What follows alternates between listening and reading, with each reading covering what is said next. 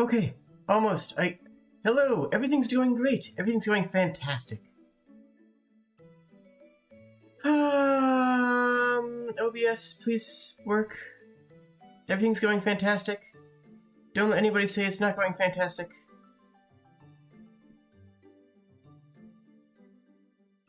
Ah! What's up? What made that noise? What made that noise? What made that noise? No, nothing made that noise. It's fine. It's fine. It's fine. Ah! Okay, almost. That's part of it.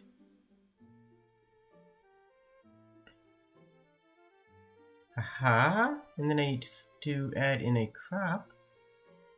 So the reason I am a little bit late is because, everything exploded.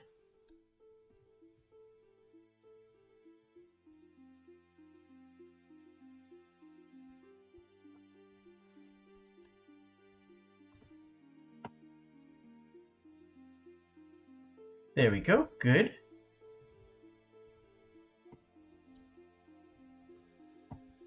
Good. Okay. Hello, friends! Oh my goodness. So, I am currently in Las Vegas, attending the Consumer Electronics Show. And everything's going great. So.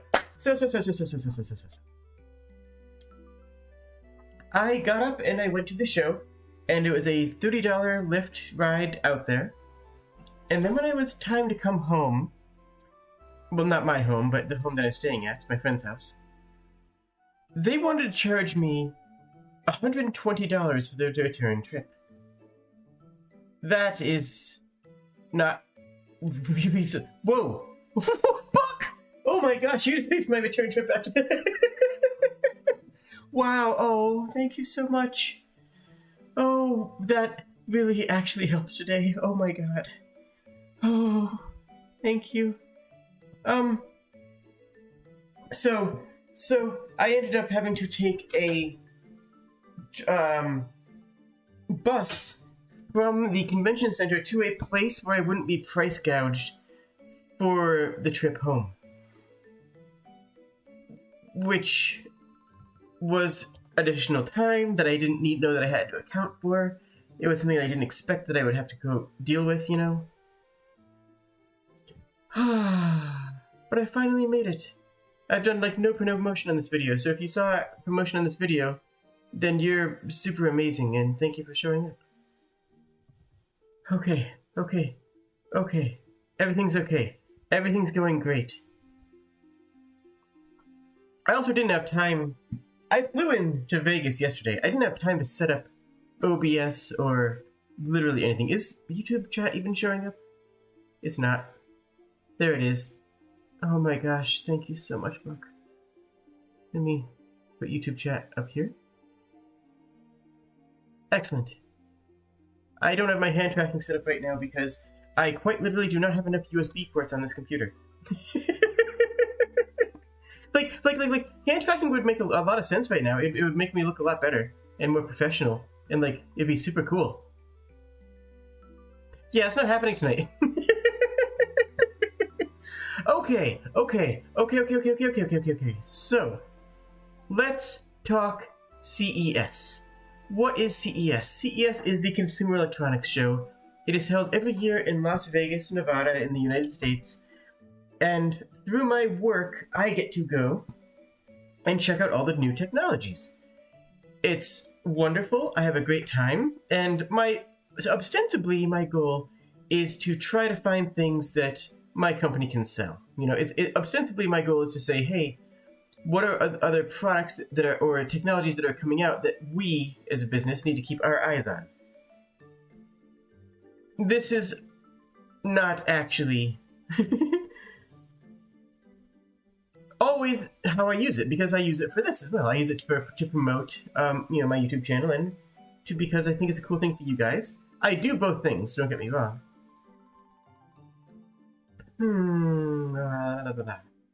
Hi.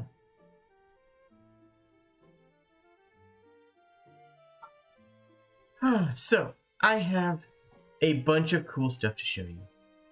in summary, I've got a bunch of cool stuff to show you. That's really what it boils down to. That's everything's okay. Everything's fine. Oh, thank you, Ethan.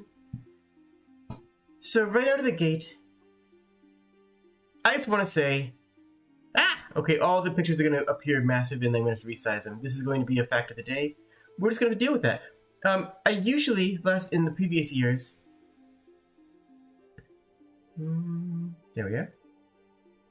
In previous years, I would configure this up and I would set it up beforehand, so everything's all nice and beautiful. Nothing's nice and beautiful this year. I'm so sorry. Anyways, I just wanted to show the restraint of actually deciding to bring my business mask as opposed to the one I really wanted to bring. I ended up wearing my nice fancy one because, well, it deserves it. Unify. Aw, thank you, Ethan. Thank you so much. Okay, so, electronics. Let us talk tech. What is CES? CES is a large electronics show. CES is where many companies show off the newest and most exciting things that they have coming out. There is an enormous convention center at Las Vegas Convention Center and a second enormous convention center at the Sands Expo Center on the Strip. And CES spans both of those events, both of those locations. CES is fills both of those. My stuff today is showing off what was at the Sands Expo. Here's just the entrance I showed when I walked in. And every year there's always a theme. A couple of years ago, it was just drones. Everybody had drones. It was all about, look at drones, the new hot tech. And then 2 years ago, it was all NFTs and blockchain stuff. And then, or not 3 years ago, 2 years ago, it was not existing because that was the height of the plague. And then last year, it was a whole bunch of metaverse stuff.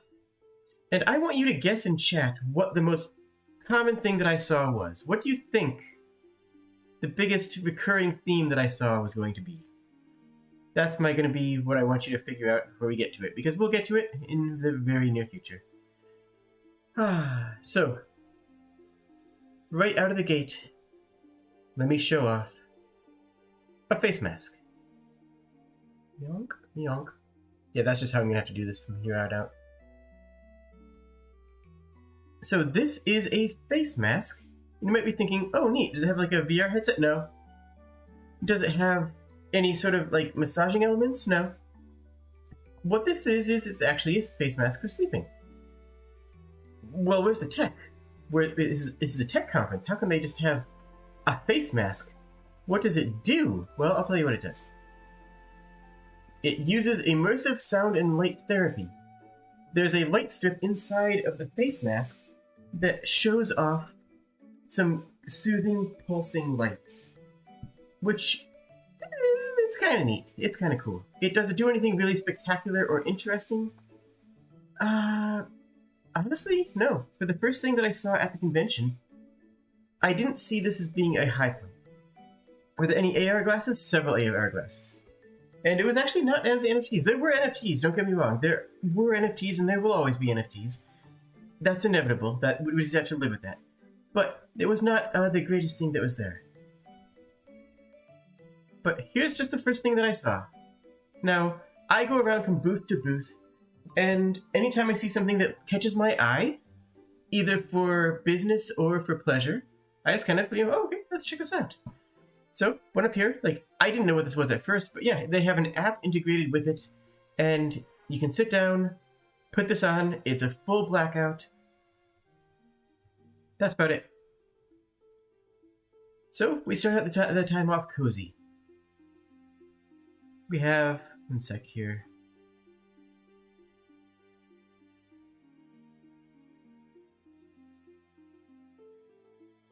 One second, one moment. Here we go. Who's ready for AI?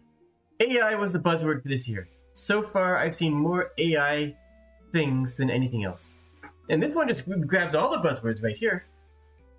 Corporates can generate a branded AI NFT via app and SaaS platform branded NFT corporate gifts with utilities, AI personalized branded digital collectibles, more eco-friendly presentation, self-promotional value, and utilities. This is word salad. This is words. This makes no sense. If this makes sense to you, you might be an NFT yourself. Optional token-gated physical experiences, NFTs as discount vouchers, loyalty strips, vending tokens, tickets to access, exclusively physical. What this is it's a company that's using AI to manage NFTs. And by the looks of it, they're using AI to write their copy as well. This is going to be a recurring theme. AI-generated word salad is going to be a recurring theme for this year. But there's a lot of good stuff, though. Like, don't let the doom and gloom sink in. There's a lot of very cool stuff.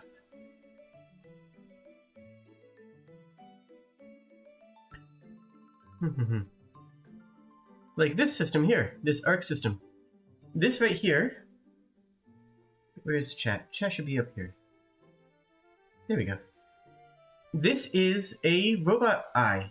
It's an eye system that is able to look out at, whatever. It's for these quadruped robots. Jade the Cryberry. Look, I mean, I'll whine about a couple things. I'll whine when I feel it's appropriate. But yes, this right here is, an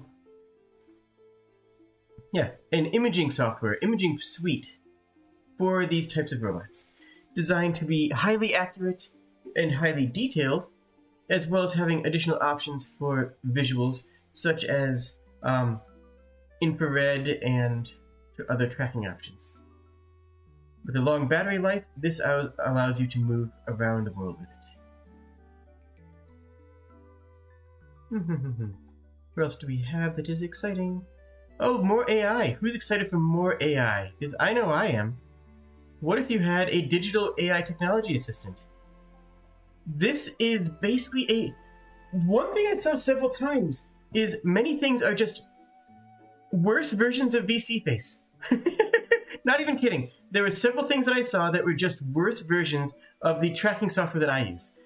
This uses an AI to generate face synthesis. I'm not exactly sure what face synthesis is, but face shifting, lip synchronization, and technologies behind the scene. Technologies behind the scene. What scene are we talking about? What is this supposed to mean? We're still in the section that's supposed to be mostly English speaking here. Okay, so. Okay. More AI shenanigans, but no, it's fine. It's fine because most of the stuff I saw was amazing. For example, harvesting drinkable water from air. This is very cool. What they're doing is they are taking humidity. It's basically a dehumidifier. It takes the ambient humidity in the air and converts it into drinkable water, whereas most dehumidifiers don't actually produce water that is potable, right?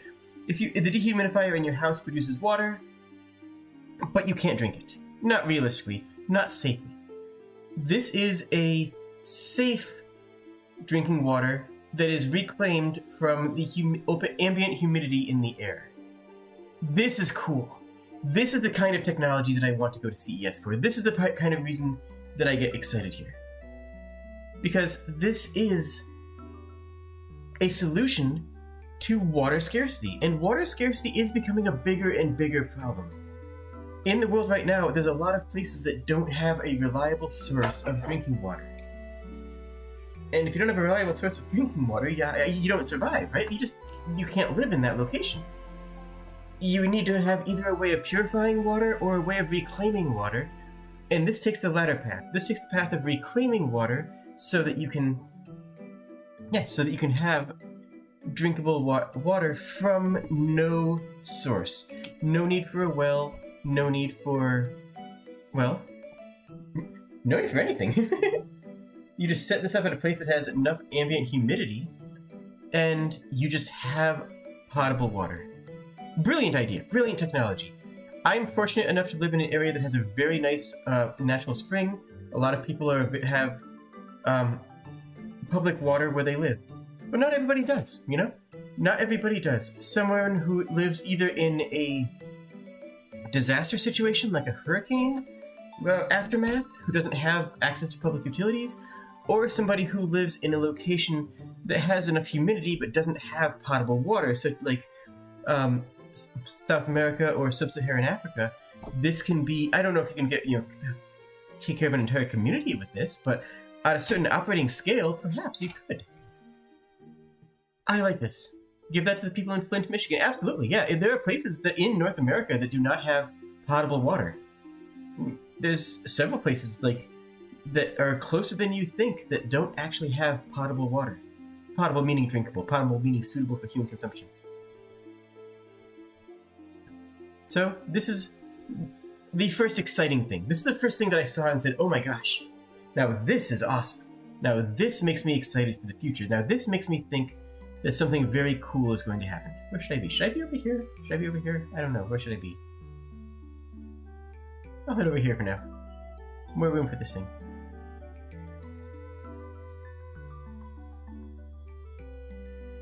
Okay. So there's the first hype moment. The first thing that really made me go, heck yeah! And then immediately, just absolutely immediately, we're back into the worst possible things. I'm so sorry, everybody. I'm so sorry, but this is introducing artificial intelligence storytelling. Quite literally, taking the humanity out of storytelling. Step into the next generation of movie and TV series streaming services entertainment. With the help of artificial intelligence, you will no longer have to wait a week to watch the next episode of a TV show or several years for a movie sequel. You'll get brand new content every time you hit the play button. Oh boy. Harvesting water from the AI? Yeah. Yeah.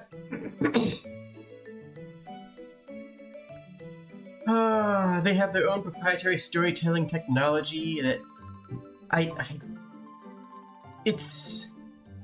saw the saddest thing the other day, and that is that we always hoped in the future that what would happen was we would have to work less, and we'd be able to spend more time creating art, creating stories, writing novels, writing books.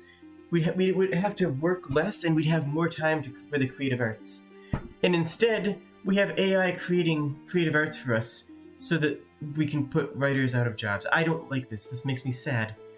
Is this an interesting technology? Honestly, yeah. I'll probably check it out just to see how incoherent it is. Maybe it's actually interesting. But I highly doubt it.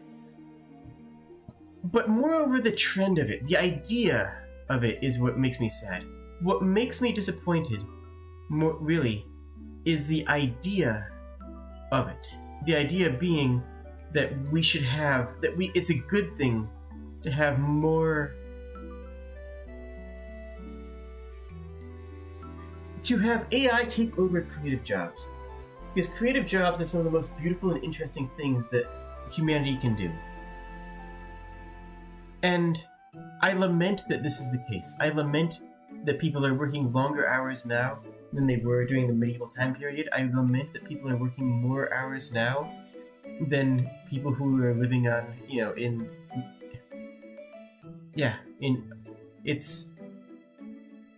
makes me sad. But not everything makes me sad. Second here. This is a fairly interesting technology, though.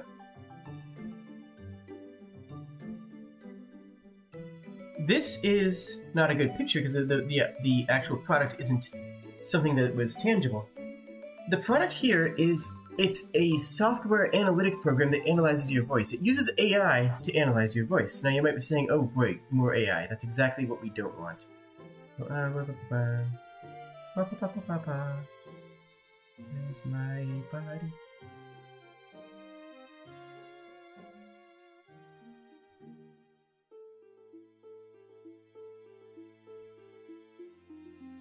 Where's my thing that lets me move? Where's the thing that changes that? Whatever. Fine, it's fine. Hi. So, this uses AI to recognize how who's talking.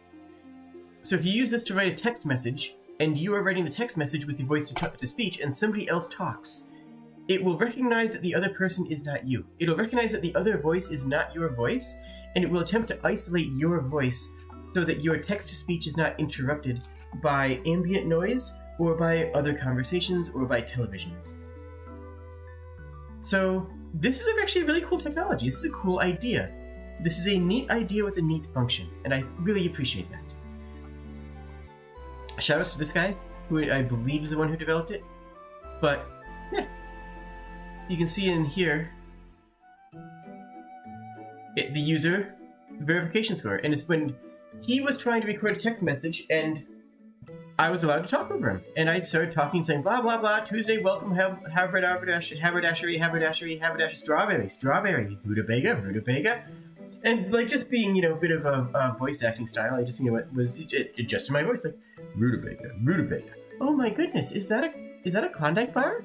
Just whatever, And yeah, it did not interrupt him. Anytime that it actually overwhelmed the system and it couldn't do anything, it shut down rather than adding in words that somebody who wasn't the user said. This is a great use for AI. This is an example of AI that's very valuable and positive. And that's good. We need more of those. We need more positive AI situations on account of the fact that not all of them are.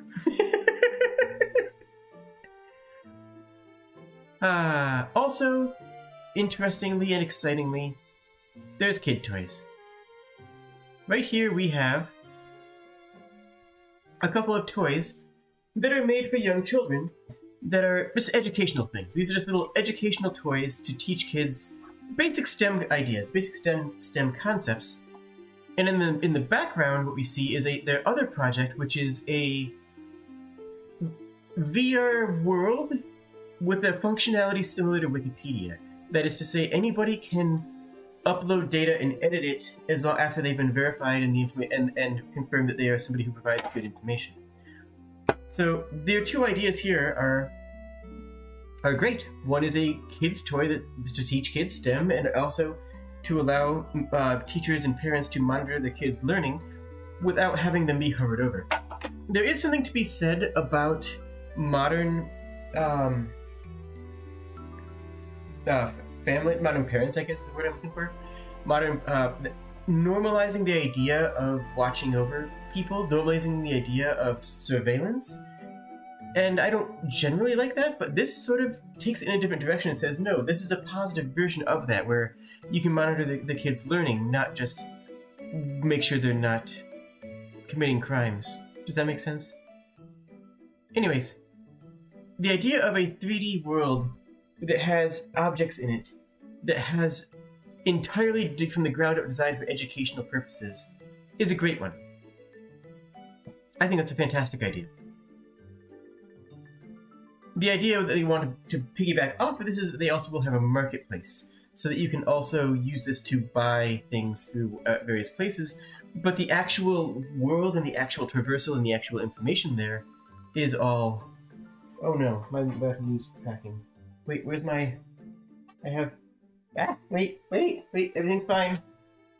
Nothing's not fine.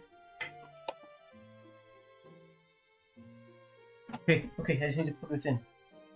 I thought this phone had batteries, but I've never actually used the batteries on this phone before.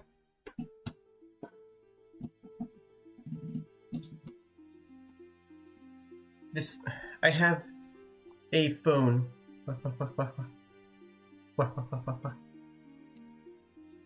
There we go.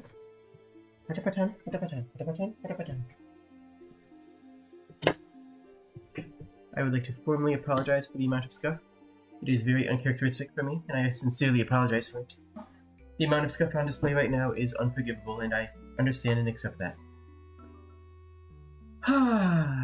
Okay. Where am I? What am I doing? Where am I? What am I doing? We're just gonna move on to the next thing, because I don't know where I was on that. It's okay. No, it's not okay. Scuff is an unforgivable crime. Seriously. I know you guys watch indie VTubers because you watch me, and I qualify as an indie VTuber still. But I firmly believe that scuff is something that should be avoided if possible. And anybody who says, "Oh, scuff is inevitable, it just happens," is setting themselves up for failure. Just straight up. If you believe that scuff is inevitable, then you are not doing enough to prevent it. And if you're not doing enough to prevent it, then that is an indication of the quality of things that you're willing to create. Because I try not to create things that aren't perfect. Does that mean I always make things that are perfect? No. But it means I'm trying. So I formally apologize for the amount of scuff. Anyways, tomorrow's stream I'll have a lot better out.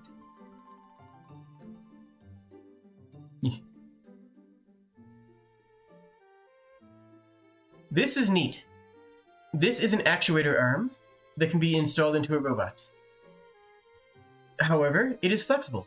This is a flexible actuator arm that is designed off of the idea of how squid tentacles and octopus tentacles work. There we go. I've moved a little bit. So it inflates these individual packets here to create tension and to create a turn on it.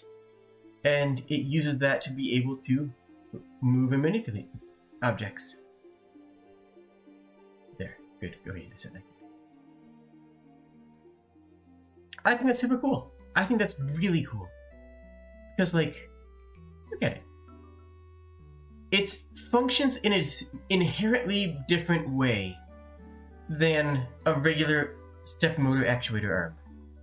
And that difference can really open up a lot of doors for different types of technologies, because so many things that move use the same components as everything else, right? And this is fundamentally a different way that a robot is capable of moving. And I think that's awesome.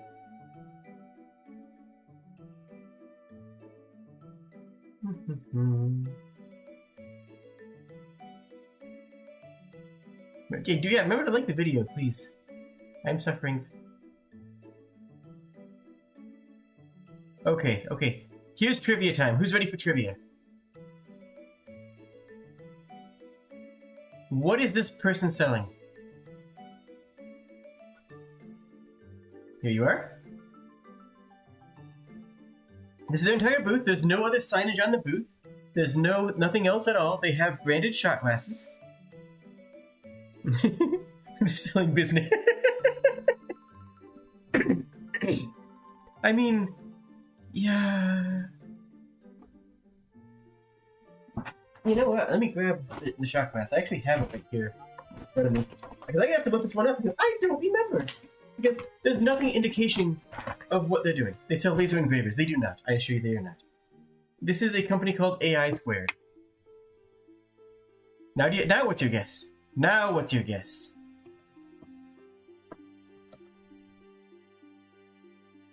They integrate machine learning into web-based applications. That's what they do.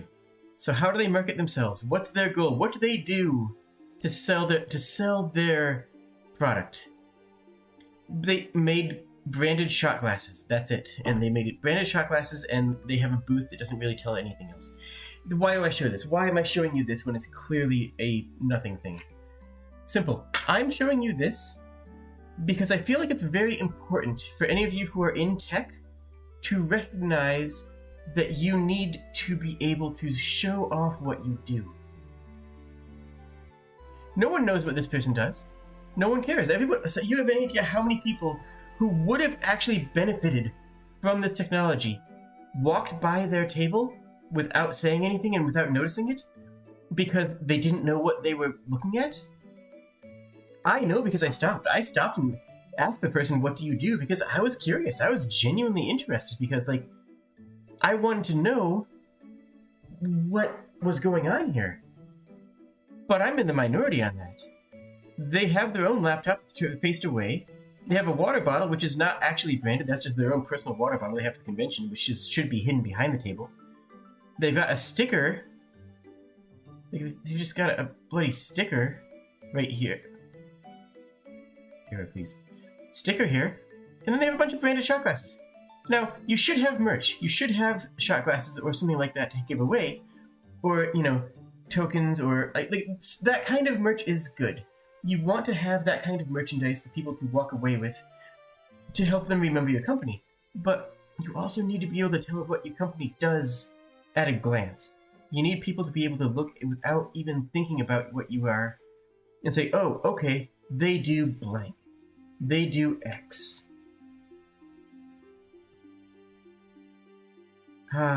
Next up is something that's painful. This right here is Make It Home Safe. Smart traffic stops. What this is an app on your phone that you can use to notify a police officer of your identity during a traffic stop before they come to your car. To make it safer so that they don't shoot you. I'm not kidding. That was actually what they were selling it, branding it as. They were actually saying that this thing makes it safer for both the officer and the person being stopped because they're going to transmit the data you have about why you were pulled over to you, and you transmit all of your personal information to them. Because that is a necessity in some places. I'm sorry, it's terrifying that this is a solution to a problem. It's terrifying that this is a problem that needs a solution. I know I'm a downer right now. I'm not here full of excited and happy things right now. But, my goodness, look at this. Literally branding itself as Make It Home Safe, providing real-time remote identity during traffic stops. And I asked them what their monetization was. Their monetization is that they are selling it to the police officers, who are going to be paying like $50,000 for it, and then it's free for the consumers. And they've already started rolling it out in Pennsylvania? No. Pittsburgh. Whichever one of those is the state. Pennsylvania, I'm pretty sure. It's a bandage over a laceration that needs sutures. I think that's a good way of saying it. I think it is an interesting idea, but oh my goodness, do I not want it to be necessary, is basically where I'm coming from. Okay, it's fine. We can do better. We can get better things. There's a lot. Oh yeah, more information here. Here we go.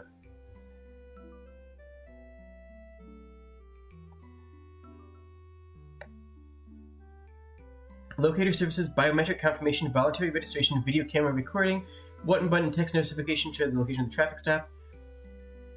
And this right here. Today's environment, tensions between police and the public are at an all-time high, specifically for African Americans, true. The traffic stops are some of the most common interactions we have with the police, also true.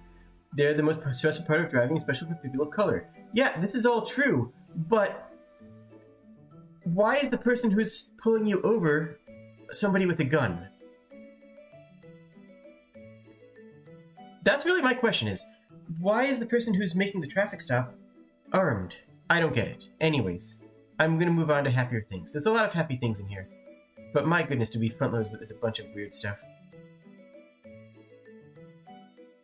Okay. This one's cool. This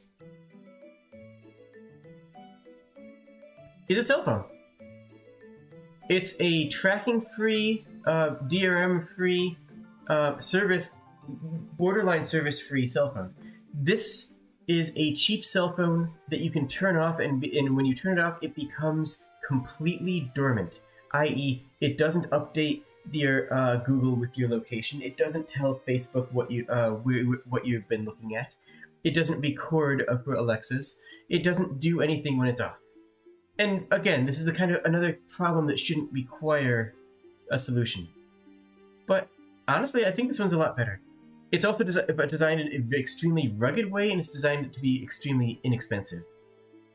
And I think that is worth consideration, right?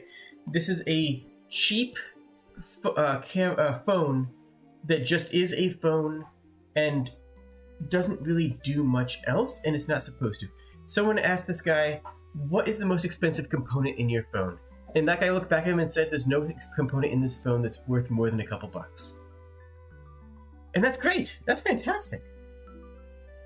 Vaporeon says, imagine giving up all your personal information and the police gets hacked. Yeah, that's true. Because this is not going to be covered by like HIPAA or anything. This is just a third-party application. Yeah. So yeah, here we have just a really simple, basic phone. And this right here. No. And this is the phone on wheels. They made a version that has some wheels on it so that you can like have it follow you if you're out hiking. Just again, cute. It's just cute. I like it. It brings me happiness. I'm just glad that something like that can exist. Okay. Let's get over to some gaming stuff. You're all gamers. I know you're all gamers. You cannot hide it. What? First of all, Naruto is coming to your mouse. Yeah, I think it's to your mouse. So get excited for Naruto on your mouse. This is a mouse manufacturer, and they make some other gaming peripherals that is using ceramic plates on the bottom of your mouse to glide. So that if you move your cursor, if you move your mouse, it is very smooth. It is very smooth and effective and efficient. And it feels very good. Honestly, I think it's a cool idea. I genuinely do. I think that this little mouse pad, these little mouse bumpers that we have up here, they can go on any mouse and their own mouse, work quite well. The mouse also has, you can actually only see it a little bit here, but the mouse also has a joystick on the side, like an actual joystick on the side. Does the mouse have wheels? I am sorry, the mouse does not actually have wheels, but it does have a joystick, which is, well, no, it has one wheel. I'm sorry, no, I'm wrong. It does have one wheel. So yes, the mouse has wheels. The mouse has wheel. Yeah, that seemed like just a really good quality mouse. It didn't really strike me as anything that was overwhelming. Like there was no huge, oh my gosh, I've never seen a mouse with this before. But honestly, as far as mice go, it's just a solid quality one. And these little bumpers genuinely did feel good. They genuinely did feel excellent when you move your mouse across the screen. And, well, that counts for a lot. As somebody who's currently using a piece of paper that is scotch taped onto a desk as a mouse pad, I think that these ceramic bumpers would be fantastic. It's fine. It's just what I happen to have at this location. But it's like, yeah, a ceramic bumper mouse pad, delightful. Next up, we have your grandma. So this is a photo frame that you give to your grandparents, to an elderly grandparent, to somebody who's a bit older. And they will put it in their house, and you can upload photos to it whenever you want. It will slideshow through whatever photos you have installed to it, and you can upload it from your phone using their application. This is great.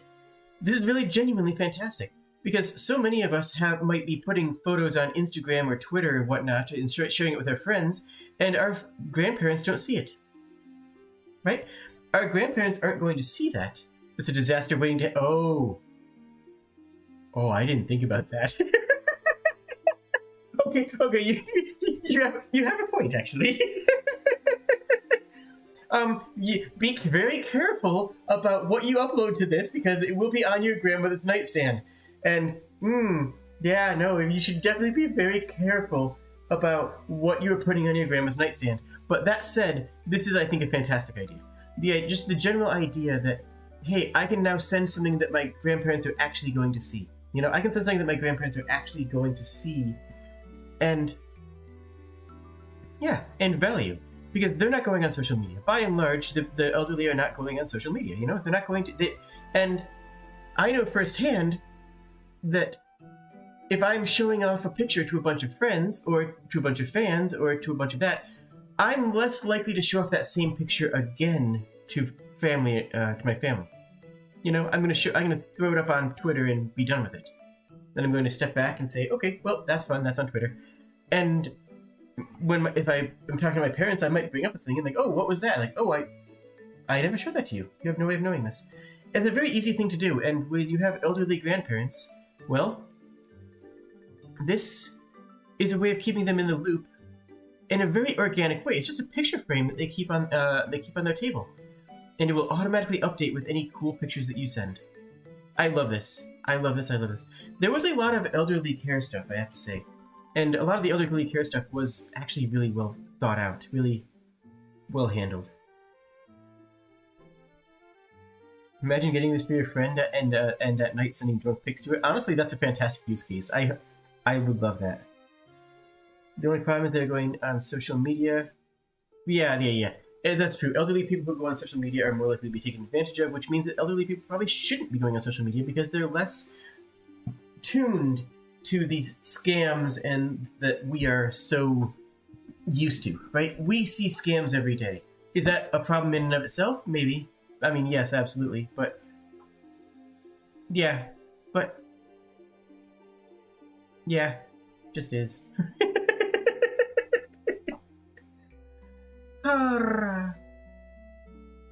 Okay. This next one is another AI, but this one is also a not evil AI. This is AI visual quality control for manufacturing. So, first of all, let me just shout out to the line 100% edge. I love this. I know what it means in the manufacturing sense, but 100% edge is actually just a hilarious way of phrasing it.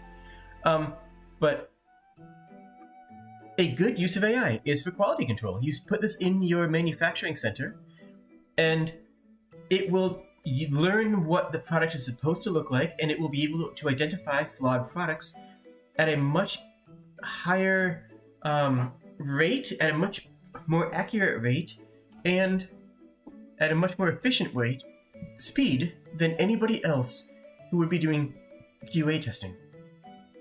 This is a great use for AI. This is a fantastic use for AI. There's agreed with there's a lot of non-evil AI, and crypto bros ruin everything, which is why it's hilarious to see them take L's. But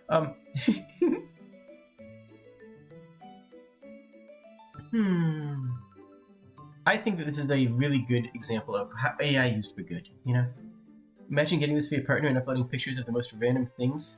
Absolutely. Oh, absolutely. Where am I? Where's things? That's things. Where's that thing over here? That's thing over there. That's over here. That's over here. That's over there. That's over there. Great. Okay, great. Everything's going great here. Everything's going fantastic here at Kobold Industries Incorporated.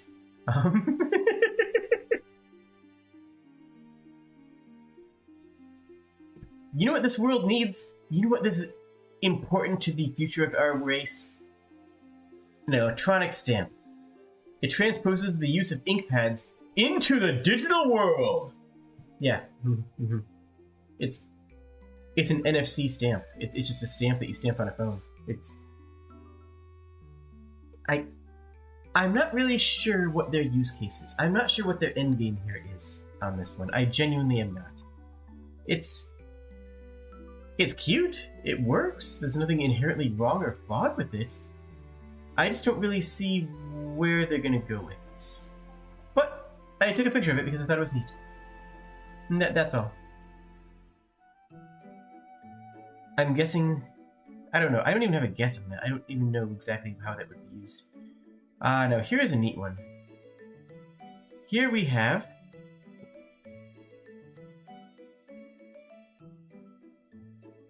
a dishwasher and a toaster oven. So, you might be saying, Jade, you said it was neat. What are you doing? This is a dishwasher. Why are you saying this dishwasher is neat? Because it is. It's adorable. Look at it. This is a small and fast and eco-efficient dishwasher. Instead of having to go and take up the massive part of your countertop, you just toss your night's dishes in here, and it's done in 10 minutes. Using a minuscule amount of water and a incredibly small amount of soap. It's very efficient, it's very small, and anybody who has a small flat, this is going to be a better solution to them. You know, take out your massive dishwasher and replace it with this tiny thing. Yeah, if you're in a single, it's a Kobold-sized dishwasher. Exactly, it's a Kobold-sized dishwasher. Now the other piece here on this side is slightly more interesting. This is an all-in-one heater. This has in itself a microwave, a toaster oven, and what was the other one? There's something else too. Basically, this thing handles all of your kitchen heating needs on its own. I have a toaster oven, and I use it. Was it it might have been an air fryer. I have a toaster oven, and I swear by it. The thing's amazing. And I also have an oven, and this is just like, for my scale, for somebody who just lives on their own and just does stuff, like, this is brilliant. This is genuinely fantastic. It might have been a convection. Yeah, it's toaster oven, convection oven.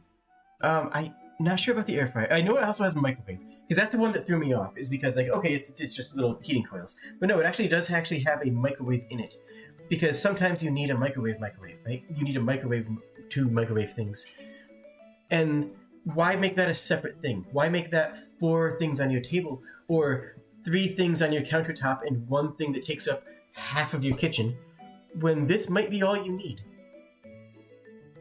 So these, I think, there's nothing really brand new about it, right? There's no giant leap in technology. There's nothing here that you've never heard of before. But at the same time, this is a brilliant application. This is a brilliant way of using existing technology for a greater purpose. And I love it. It looks fantastic. Okay. Who's ready here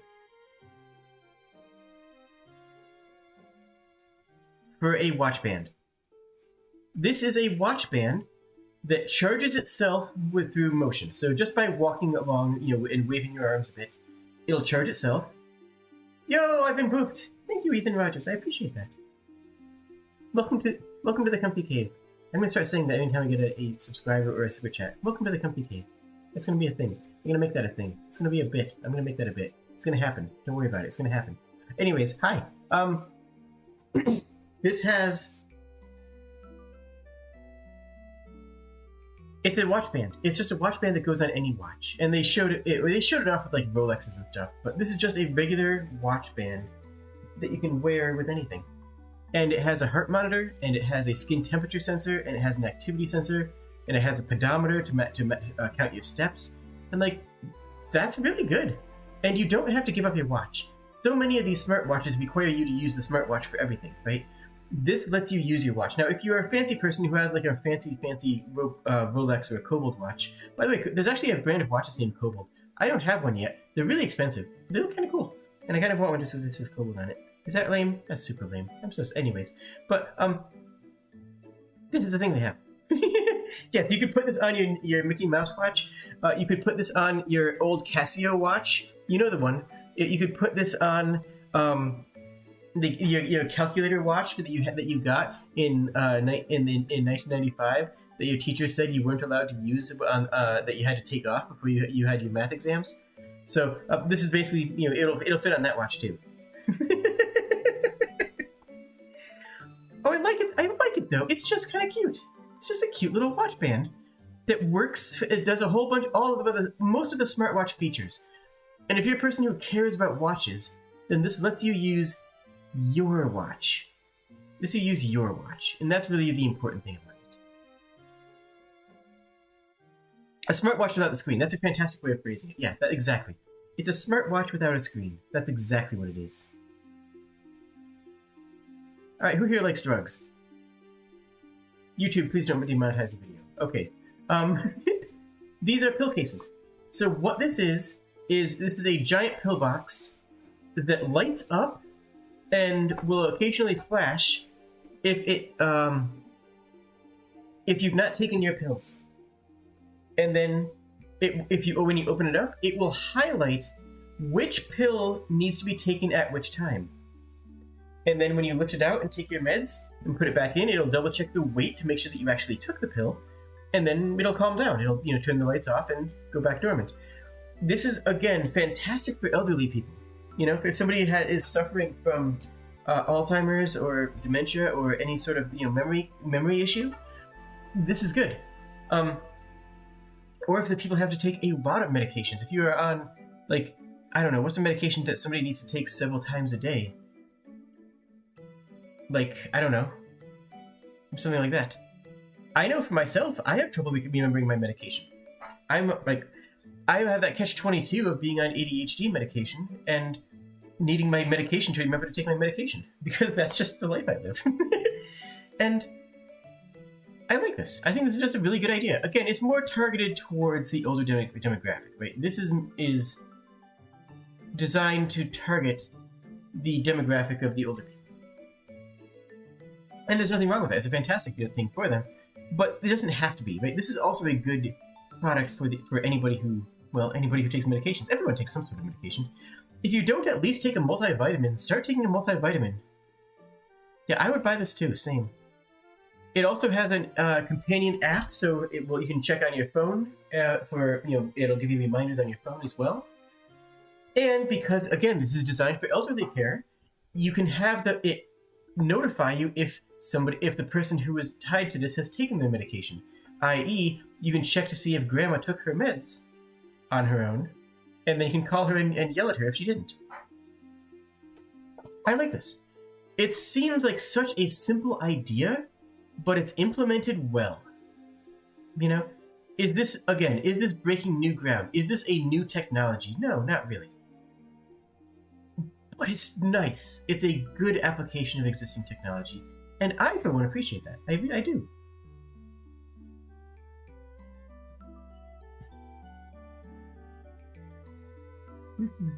Oh, here's a great one. So this is designed for people who fall asleep driving. This is a headband that helps wake you up if you're starting to nod off at the wheel. It does not zap you. It does not actually electrocute you. That was my first thought too. I'm going to assume that everybody in chat had the same first thought that I did. Is like that you're going to fall asleep and it would just like shock collar you, like No, it doesn't do that. I assumed. I didn't even think of another option until I talked to the person who was making it. I just assumed that this zapped you. No, it doesn't. It actually twists your temples. It twists the skin around your temples, not in a painful way, but in a way that sort of wakes you up and makes you realize, oh gosh, something's going on. It recognizes when you're starting to tilt your head and take a micro nap, and it's designed to resolve that. It's actually a good idea, I think. But the application is going to be difficult. Like, I would never buy this. I would never spend the money for buying this. You know? I don't think that this is the kind of thing that most consumers are going to say, yes, I drive sleepy often enough that this is going to be a valuable thing for me. Which raises the question of who buys it. Well, then the question is, well, what about people who are buying things for employees? What are people who are buying things for drivers, for Amazon? Oh yeah, that's exactly what we want in Amazon's hands. The sleepy time shock collar for drivers. Yeah, maybe not. I don't know about this one. I like the idea, I like the concept, I don't know what the target audience is. If the target user is an individual, then I don't know that they're going to find a market. You know, I don't know how many individuals are going to buy this for themselves. If the target market is a company, I don't know if I like the idea of companies buying this for their employees. Because if you're driving and starting to fall asleep while driving, you shouldn't be driving. And your company should be giving you enough time to sleep so that you don't fall asleep at the wheel. You know, you shouldn't have to have this. I don't know. I like the product. I think it would work very well. I don't know what their application case is, frankly. I don't know what their plan is to use it. You know what I'm saying? You know what I'm saying? You know what I'm saying?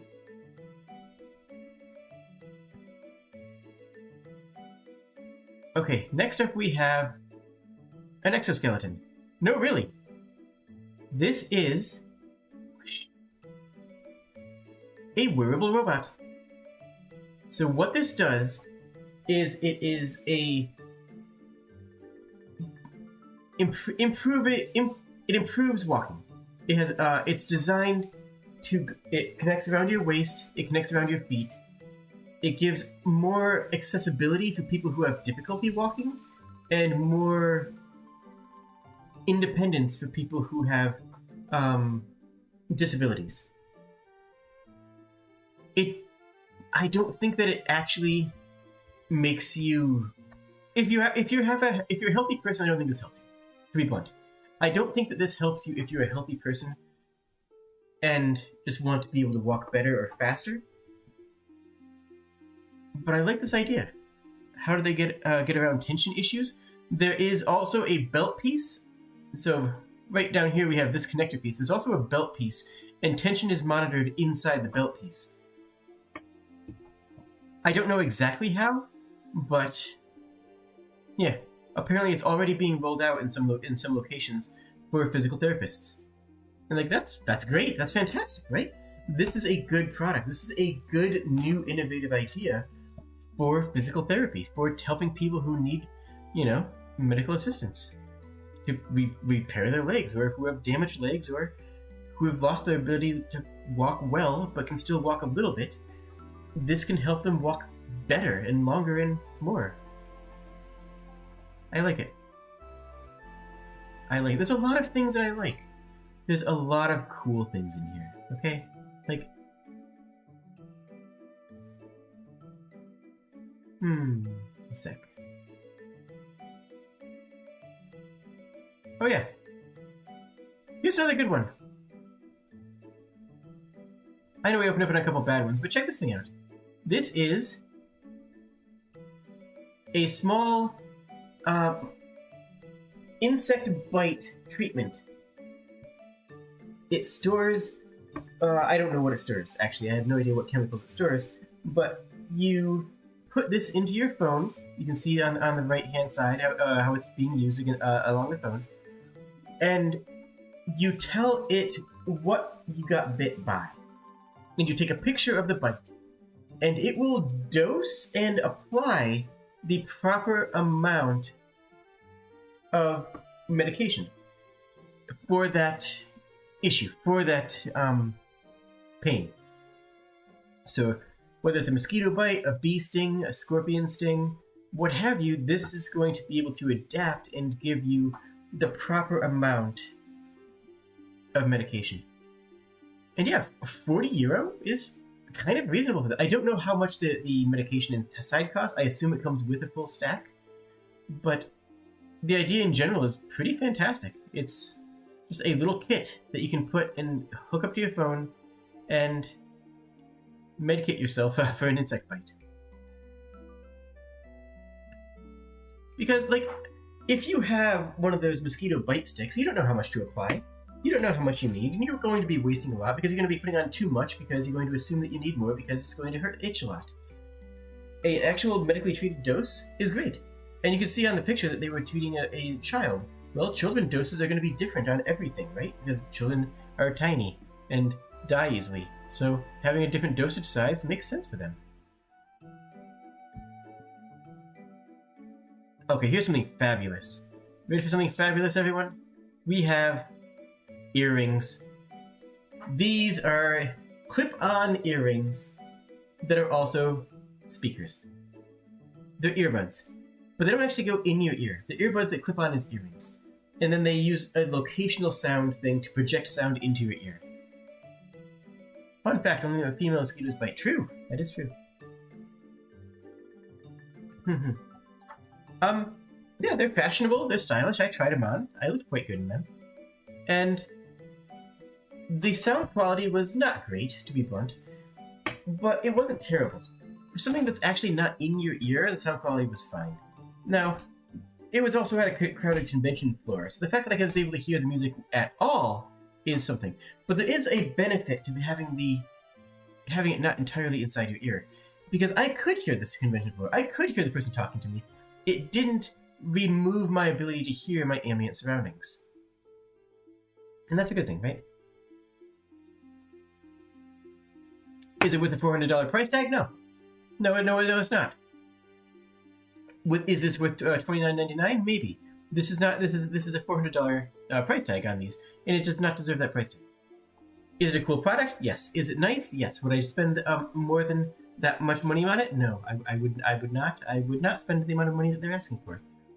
I can say that it's a neat product and also say that their price point is absolutely outrageous. Okay, this next one I took a picture of just because it was hilarious. Hold on.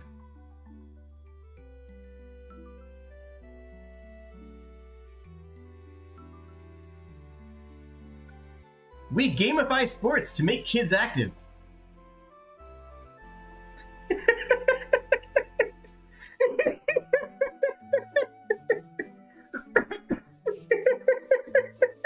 Oh yes, that's right. They gamify sports. You know, something that is not gamified at all. Just something that is not, you know, a game. To make kids active, they gamify sports games. Fantastic! 10 out of 10. Ship it. Gamify, is that a word? Absolutely. Yeah, that's actually a very common word in my line of work. Gamification is when you turn something into RPG mechanics to make it more fun. There's a lot of things, like the most, like you look up Habitica is a good example of one that you can do for yourself. But yeah, exercise is something that uses a lot of gamification as well, where instead of lifting up a heavy thing 10 times, you sort of gamify it and turn it into a little RPG side quest sort of things. But on sports games, that's exactly the problem. It's like we gamify sports. Sports are games. But what part about this are you not getting? What, folks? What part of the sports part is not sports enough for you? Please explain. I do not understand. I don't even remember what the product did. I think it was like, oh, that's right. It was like baseballs that tracked how fast you could throw them. It's like, sure, fine, whatever. That's gonna get obliterated the first time it gets hit by a baseball bat. But like, whatever, it's fine. But I just found that entirely too funny to pass up. All right, chat. I got a question for you. I have a very important question for you. Do you brush your teeth? Because like, you gotta put toothpaste on the toothbrush, and like, you have to go around your entire mouth, like get all the little nooks and all the teeth. Like, how many teeth do you have? Like, I mean, it's gotta be at least 24 in there. You know, you have a whole bunch of teeth. Who has the time for that? It's a hassle. Who has the time for that? Why do that when you could brush all of your teeth at once? Just all in one fell swoop. Put this in your mouth, shake it side to side. You're brushing every single tooth in your mouth simultaneously.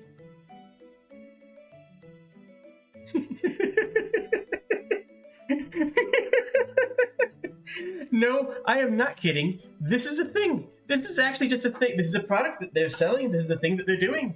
This is the life they chose to live today, is that they were going to sell a Omni toothbrush that brushes all of your teeth. You take at least 3 minutes or more. Well, imagine how much time you could cut by using this. Is it heavy? I will admit I did not pick this up.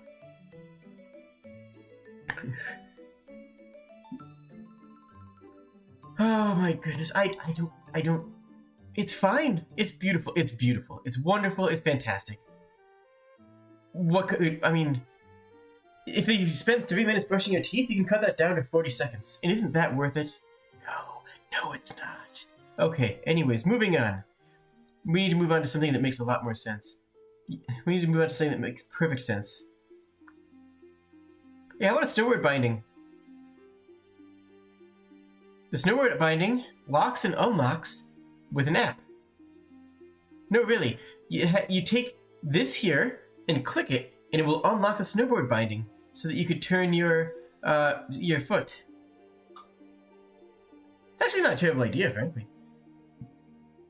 I mean, snowboards, I'm pretty sure they can do that already. This one just makes it, gives you a clicker to handle it. But I mean, sure, yeah, why not? You can have a clicker to manage your binding. That's fine. I'm okay with this. Whatever. Why not? Fine. Why not? It's fine. There's nothing wrong with this, folks. It's just a clicker that you didn't like that. Well, how about this? How about if you start Bitcoin mining? In the year of our Lord 2023. This was one of the funniest things I saw, because like, oh yeah, click on this button. Now you can start Bitcoin mining. Hey, anybody could start Bitcoin mining at any time. B, Bitcoin.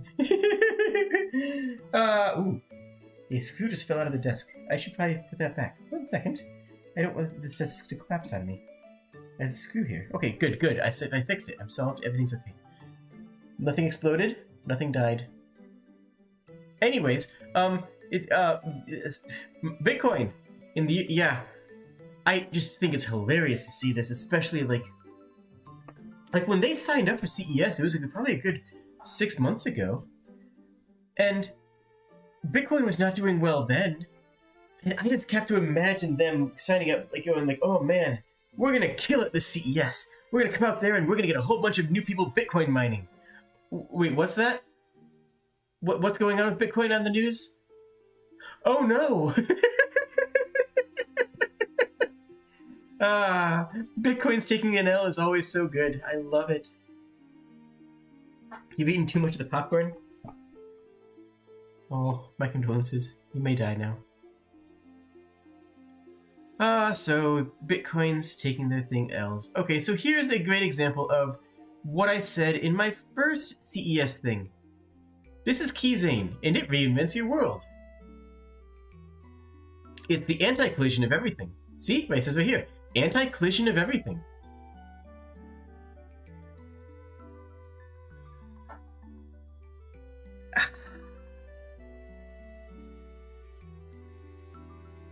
This doesn't do anything. It doesn't do a hecking thing. So what this is it's a smart home, smart business, smart site, smart building, smart city, smart gov.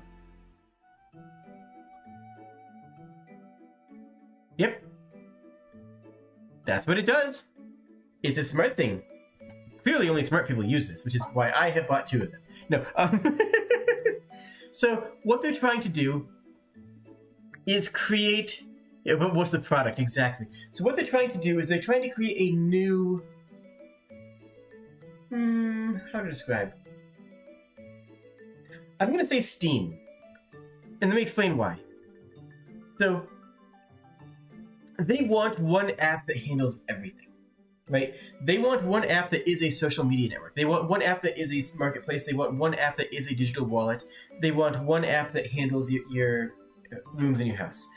The reason I compare it to Steam is because Steam kind of is one of the few platforms that really has succeeded at integrating a sales platform into a social networking platform, right? You don't buy things off of Twitter, I hope, aside of commissions. You don't chat with people on Amazon, right? You don't do that thing. You don't control your smart home with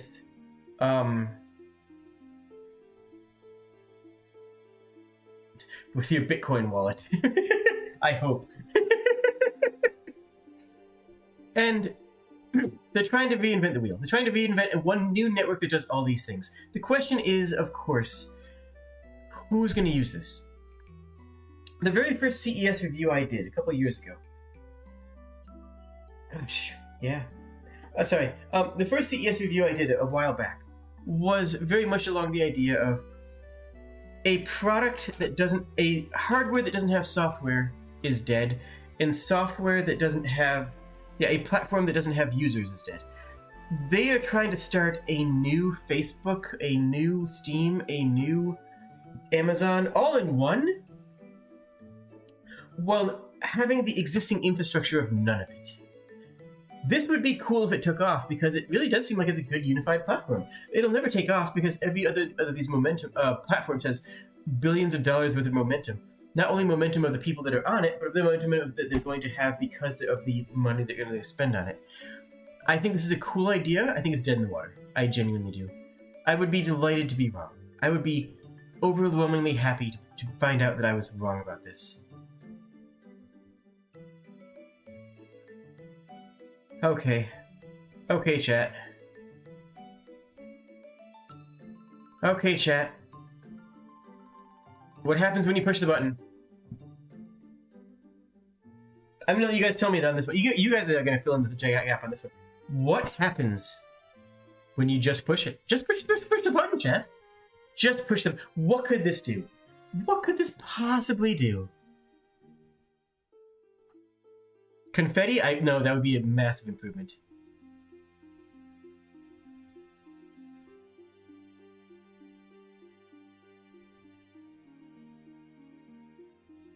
Nukes? No, honestly, nukes would be an improvement as well. Car horn. Oh boy, do I wish. Come on, come on. Think about it. We're at CES. We're at this tech expo. What happens when you push the button? BTS in the background? Oh man, that would be the best. No, that's not BTS. That is actually kind of a racist thing to say. That is just some people back there. Buck, you already did that. You already. How dare you? Thank you very much. You get zapped. Okay. You ready for this, chat? Are you ready? Are you ready? Push the button to create a clam card. An NFT that captures your moment. They called it a clam card. They took their brain cells and decided that clam card was going to be their name for this. Are you an Instagrammer who wants to record precious memories differently? Are you a marketer who wants to provide a new digital merchandise to customers? Then clam is the answer.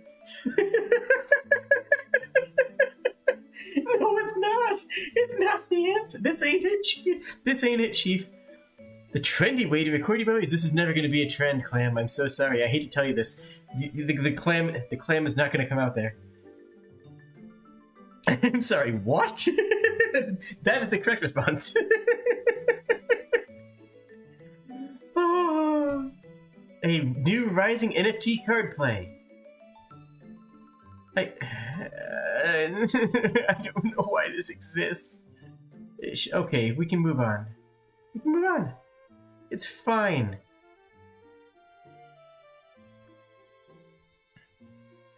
Who wants to blow stuff up? Korean aerospace drones. Military drones.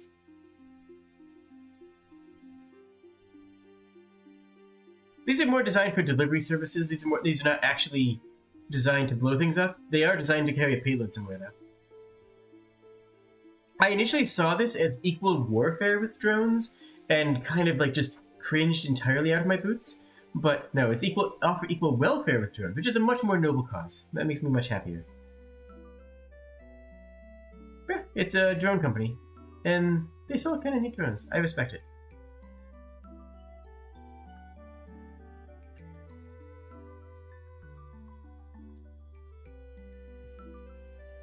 Okay. I just want to content warning for this, because this requires a content warning. Content warning. AI in the worst possible body. Of all the bodies that you could have, this is the worst. This is just the absolute worst. It's supposed to be an AI assistant to make people more comfortable when you're talking with somebody. There is no world in which this is going to make somebody comfortable. None. This will only make someone run away in screaming panic.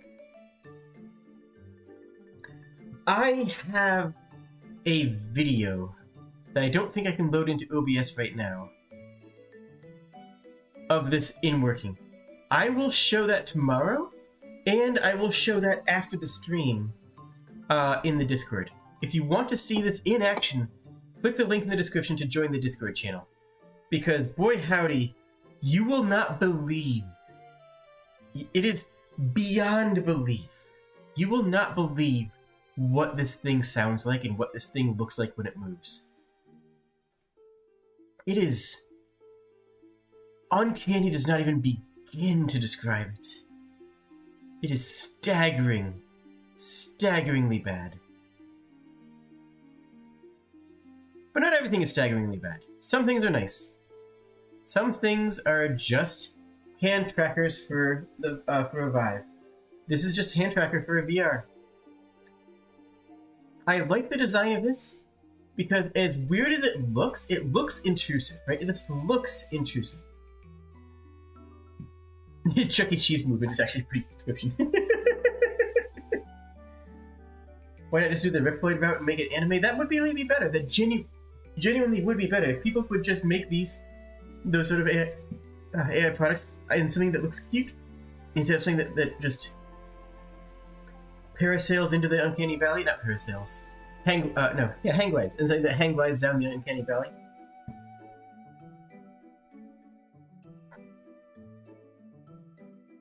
Well, people learn that we don't want realistic human faces on our sexy androids. I mean, they won't. They won't, because somebody wants that. You know somebody wants that. You know somebody wants that. You know that there is somebody who is very into that. There is absolutely somebody out there who sees this and goes, yes, that is exactly who I want to tell me what time the next Cirque du Soleil show is. Anyways. This is a hand tracker. It tracks your hand's position with a very high degree of accuracy, and I particularly really like the way the thumb is handled. This thumb piece here is just really well designed and articulated to move in any direction that your thumb can move. And I like it. I think that's pretty cool.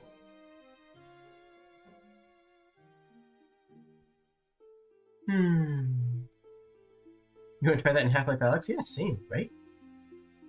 Alright, who's ready for one of the craziest inventions?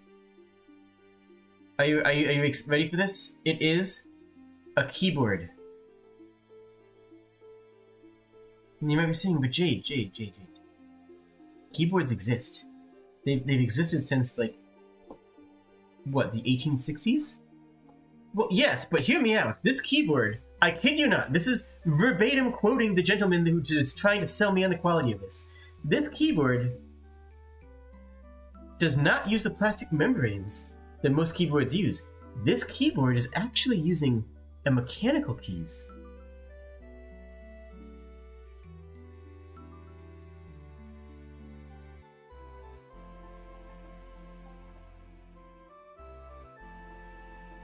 This is just a mechanical keyboard. Like, he was talking it up as if I had never heard of a mechanical keyboard before. He was talking it up as if this was a new innovation. I'm like, buddy, these are just Cherry MX silent keys. This is just a keyboard. What's the innovation? My friend, you are at the Consumer Electronics Show. You are in Las Vegas at one of the biggest tech expos in the world, at least in this hemisphere. No, it doesn't have cool switches. I checked, and it just straight up is using cherry red silence. Like, it's just a keyboard. Okay, it's just a keyboard. I don't know why it was in that. It was in the section where other innovation stuff was. Like, it was in the same section as this dude who's selling like these high responsive RFIDs. Look at this little train going around here. Look at it. It's actually able to track the exact position of the train. There's 2 RFID sensors on this Ferris wheel, like here and here, and it's able to track every single one of these Ferris wheel carts going around in a circle with millimeter precision accuracy. It's like, that's pretty heckin' amazing. That's amazing. Doing that with RFID, doing that with like just a 900 megahertz signal, that's sick. I love that. Why are you next to a keyboard? Like, what are they doing here? I don't know. I just don't know. This is cool. This is cool. Like, this is so basic though, right? It's just simple. It's just an RFID track. But RFID tracking to this precision is something that I'd never heard of before. I like it. It's cool. This is, again, so there's 3 tight things at CES. There's 4 things at CES. There's 1, the new technology. The new technology that is brand new, that he wants, that people are showing off.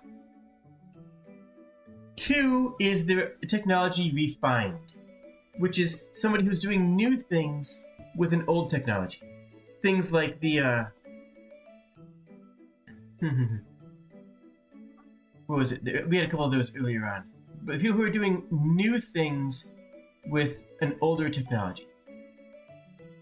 The third one is the cash grab.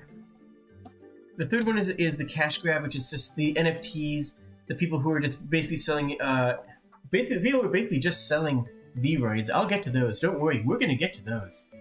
The people who are literally just selling Vroids, I'm not kidding, we'll get to those. And then there's stuff like this, then there's other stuff that's just, why is this here? And the keyboards were just, why is this here? Now there were people who were selling bulk, right? There were people who were selling bulk items, like, hey, I want to import 5,000 regular keyboards. That's fine. They have a place too. They actually absolutely have a place at the table. People who are like, hey, I'm from Shenzhen. I make keyboards. Do you want 5,000 keyboards for 30 cents a piece? But you have to order 5,000. Minimum order quantity 5,000. But you get the keyboards for $2 a piece.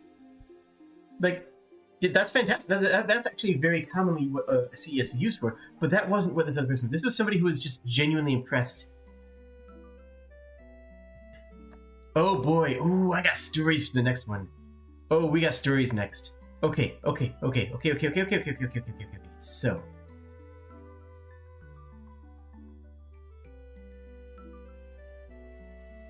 What if tomorrow you were recruiting through a video game? An assessment center that reduces your recruitment mistakes, attracts talent, and excels in unusual opportunities. This is a video game for people who don't play video games. This is a video game for people who want to test people's cognition, I guess, problem-solving skills, how quickly they can adapt to a new environment. Basically, they're using all the things that video games are really, really good at, and using that as a assessment test. You know, how long does it take you to put the red orb in the red box? How long, or listen to this NPC talk and figure out which one of them, which one of these 3 NPCs stole the whatever it is, like a little mini game in there. And like, that's, that's a cool idea. That's actually a cool idea. If you are doing an assessment, if you are doing a recruiting for something like, I don't know, project manager, and you could have this set up in a way that it tests for your ability to react to under pressure. It tests for your ability to quickly solve logistical equations. You could have this test you and your ability to perform a job and get a real something better than just a resume, right? A resume doesn't actually tell you anything. This gives you feedback. I like it. So the guy's like, you want to try it? I'm like, yeah, sure, I'll sit down and try it. Why not? That sounds fun. So I sat down to try it. I mean, what? Of course I did, right? Like, I sat down. I'm like, okay, let's see what this is like. This seems kind of cool. So what do we do here? Okay. Painful tutorial. Very painful tutorial, because it assumes that you've never played a video game before. So it's like, use the mouse to follow this camera. It's like, buddy, I know how to mouse look. I know how to use WASD. Even though it's WZ something because it's an Italian keyboard, doesn't matter. I still know how to do this. It's fine. It's fine. Okay, it's fine. Whatever. I get through the tutorial part, and they have me walk into a room, and someone starts talking about how an object was stolen. There's 3 people who it might be. One is a reporter who is here to report on the object. The second is a worker who was the last person seen in the office. The person who saw them was the janitor who's here every night. It's like, oh, okay. And you have to talk to each of them and figure out and get an idea of who you think did it, and based on the evidence. It's like, that's cool. That's kind of giving some information about about problem solving. They're each going to give me a story, and sir,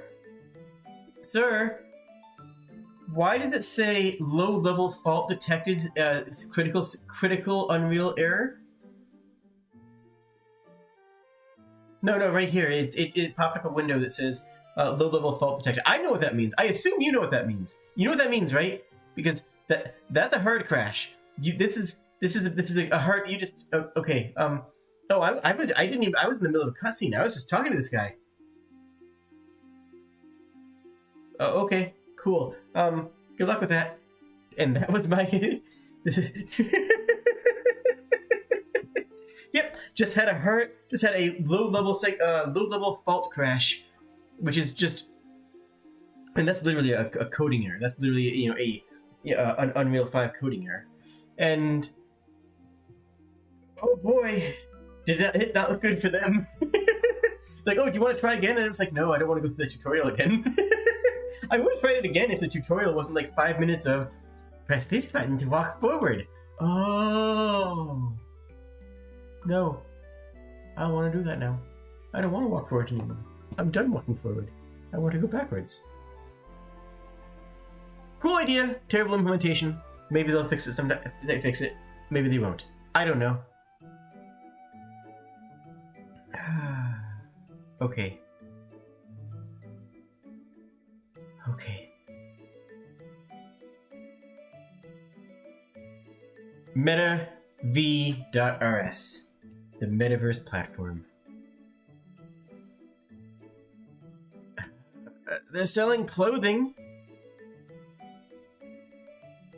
It's Second Life. They're just trying to make Second Life. They're just literally trying to remake Second Life and sell you V-Roids.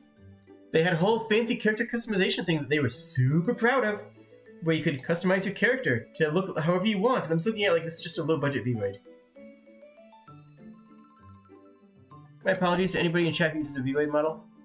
Give me 1 second here. Wait.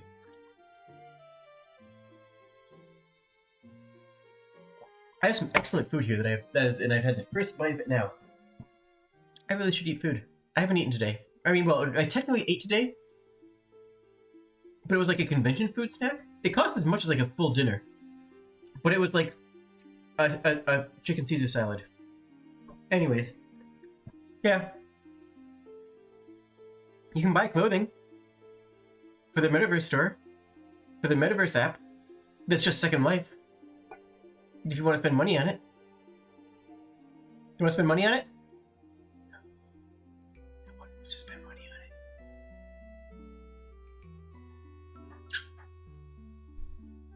on it. Okay, it's fine.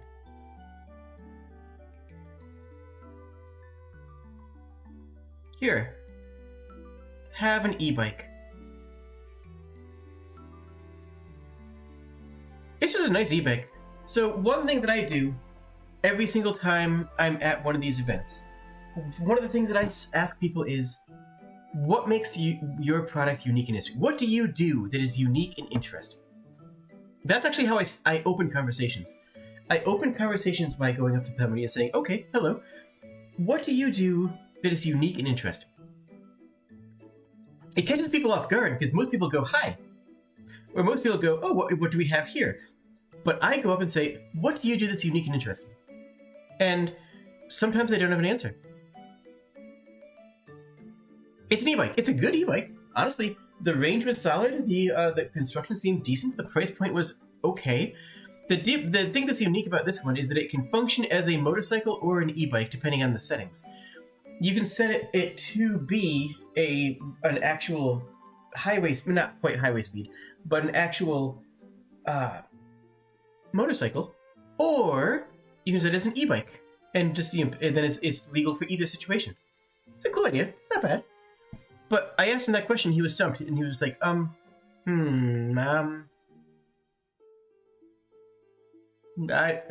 just interesting to see someone get stumped by that, because that should be the question that they should be excited to answer. I like it when I ask people that. Moped speed, yeah, moped speed is a good description, yeah. But yeah, so that was a thing. It's just a really simple product. I like it.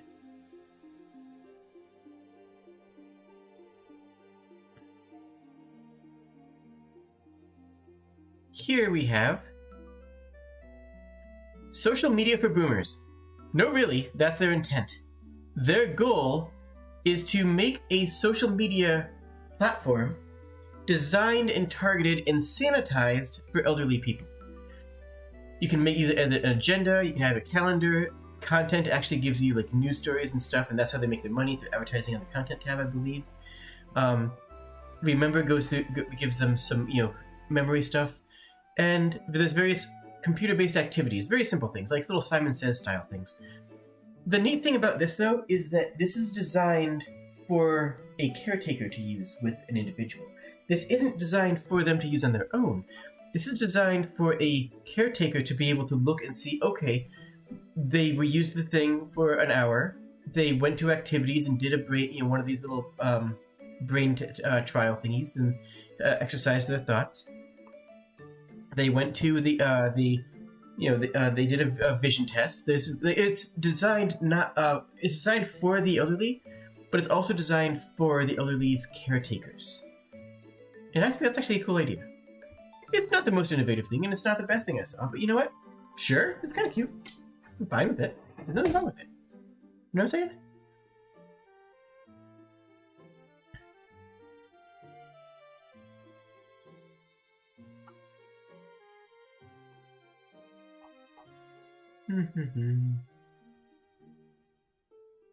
Reduce your household carbon footprint with ZeroFi.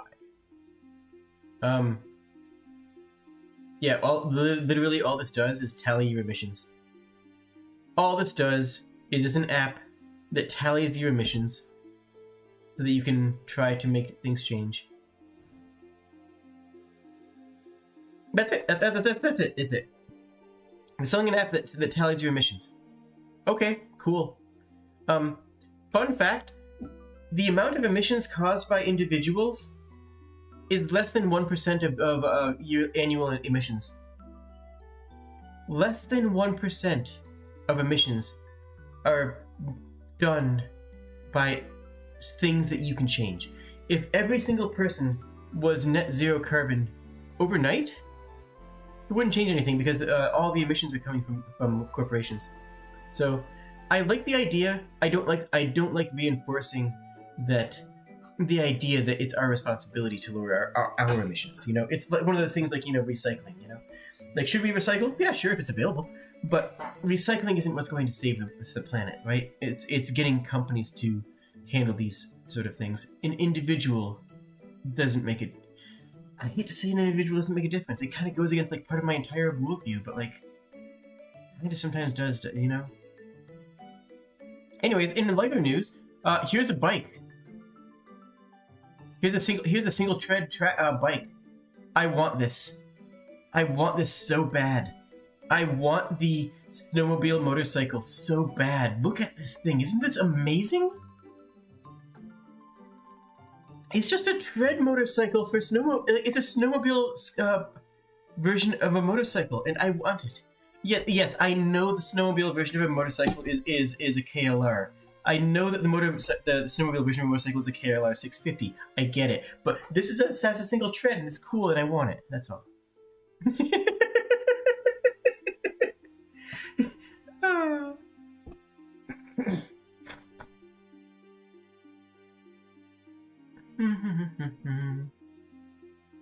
want to inverse your carbon equipment and you go out to the carbon capture. Oh, okay, you have carbon capture equipment. Nice.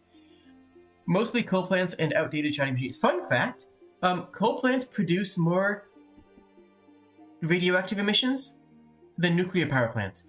Coal plants, working in good intentional order, actually generate more radioactive emissions than a nuclear plant working in proper order. It's true.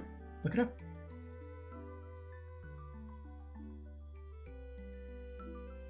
Hey, you know what's a great idea? Do you know where we should definitely keep all of our medical data? You know where we should definitely keep all of our medical data? On the blockchain.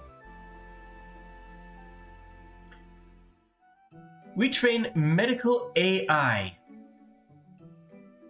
I'm just gonna let that phrase sink in. We train medical AI, keeping patient privacy with our blockchain swarm learning technology. See, this is why you need hand tracking. You need to see me facepalm. You need to see me facepalm in real time for this. I'm so sorry that I don't have hand tracking set up.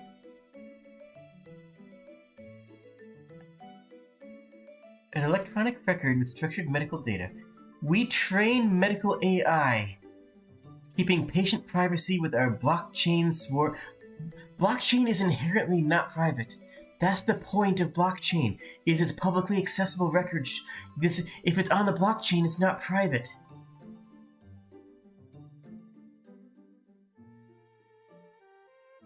I don't want my medical record on the blockchain. I want even my medical record written down half the time, right? Like, okay, fine. I wish them a very day.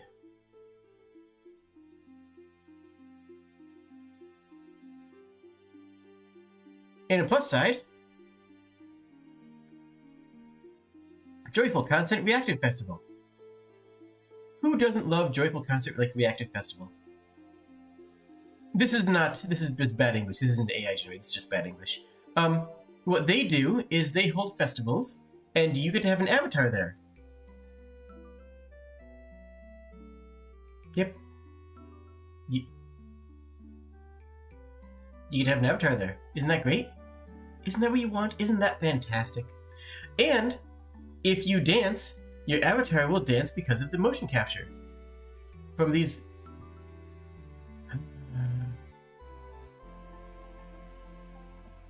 VR chat is a thing. Yeah, funny how that works. Huh. They're trying to create a platform, and they want it to be successful. And best of luck to them. Hey, but hear me out though. What if you had Heelys, but cyber Heelys?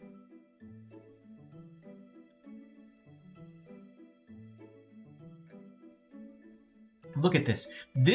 So you ever go to an airport that has one of those people movers, one of those flat escalators where you just walk on it and it moves you forward, and then you walk on it anyway, so you're walking and then you're walking on the people mover, so you're walking even faster? What if you had that, and you could sprain your ankle at the same time? Eh? Any takers? What do you think? It's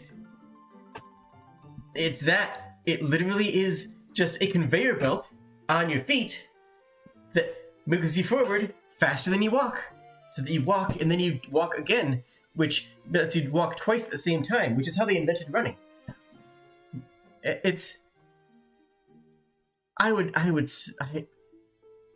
My ankle would snap like a candy cane. Like, I kind of want it. Like, exactly. I kind of want it. It's kind of great. But my ankle would snap it would just be gone. But my ankle would just peace out entirely. Okay. It's just a conveyor belt for your Heelys. Look at it. Look at this. Look, it's the owner holding up this thing, and it's just a conveyor belt for your toesies. Oh, I kind of want it. Oh, for cosplay, that's a great idea. Actually, using that for cosplay is a fantastic idea. You know what's not a fantastic idea?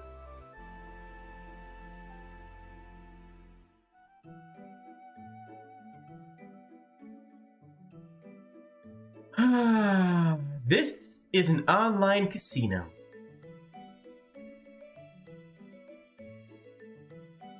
I'm sorry. I'm so sorry. I misspoke. I'm not allowed to say that. I can't call it an online casino. That's incorrect of me.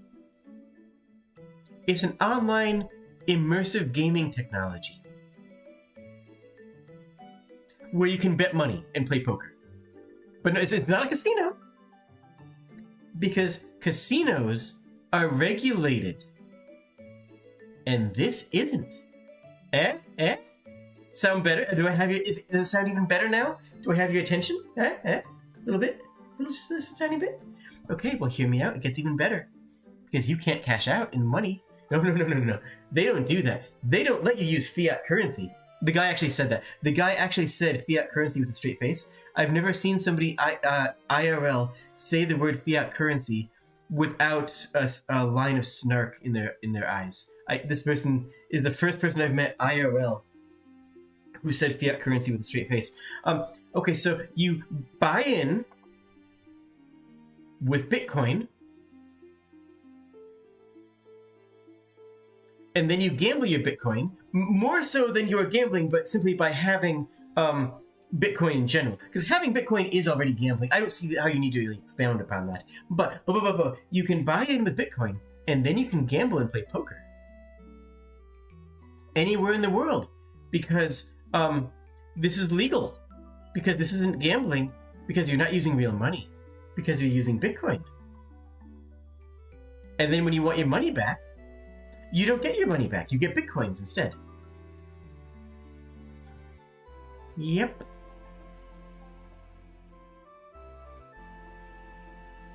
I don't know what to tell you, folks. This is it. This is what they're doing.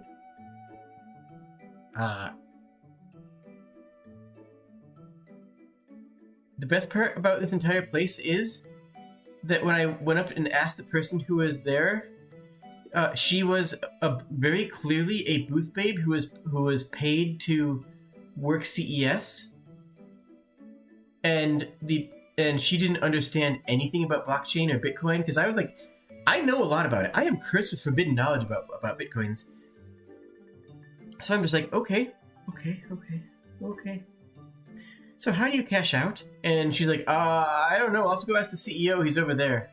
So she goes over, pulls back this French guy, and he's like, we can pay you back in a stable coin, and that like if we don't work in fiat currency. If you want to convert to fiat currency, you'll need to transfer from a stable coin to a fiat currency. And it was like, my dude, this breaks so many laws.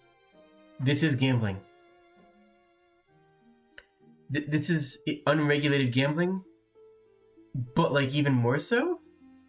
Okay, you have a good time with that one.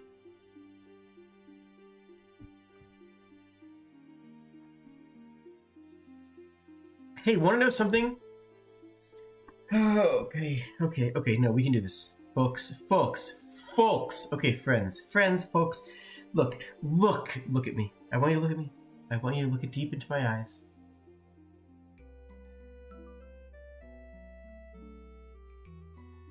I want you to think about this and just call out when you see the red flag, okay? Humanizing tech. Okay, you can call it out right now because that's already the first red flag. The French tech is the second. No, that's a lie. French tech is good. Fine.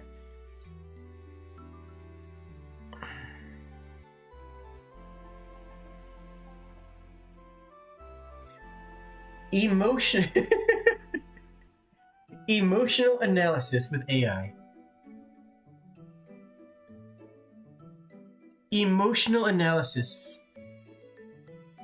Analyze the results from those interviews is a time-consuming task. What if you could automate it?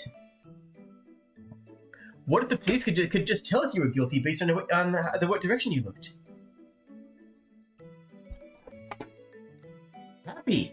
Contempt. This is proven false over and over and over and over and over and over. Every single time somebody has tried to blanket statement reading a lie, or reading happiness or contempt, or any sort of emotional analysis, has always been pseudoscience at best and a dumpster fire that has got people put in jail for hundreds of years at worst. Wasn't that a skit in a philosophy? Yeah, I think it was actually. I am scared at the fact that that is allowed to present. Frankly, that's really what it was. I am scared at the fact that that is a thing that can be a thing. Okay. Unfortunately, we're out of red flags. There's no red flags anymore. We're in the clear, folks. Ready? Our pod. It's a gamer pod. It's a creator pod. It's a streamer pod. It's a vlogger pod. It's a worker pod. It's a podcaster pod. It's a caller pod.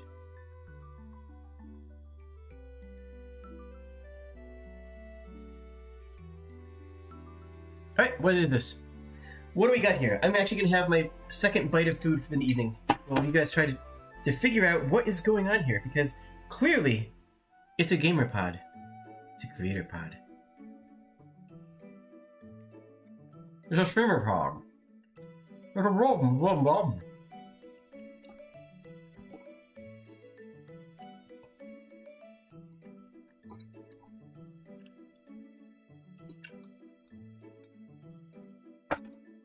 Oh, so they got it in one.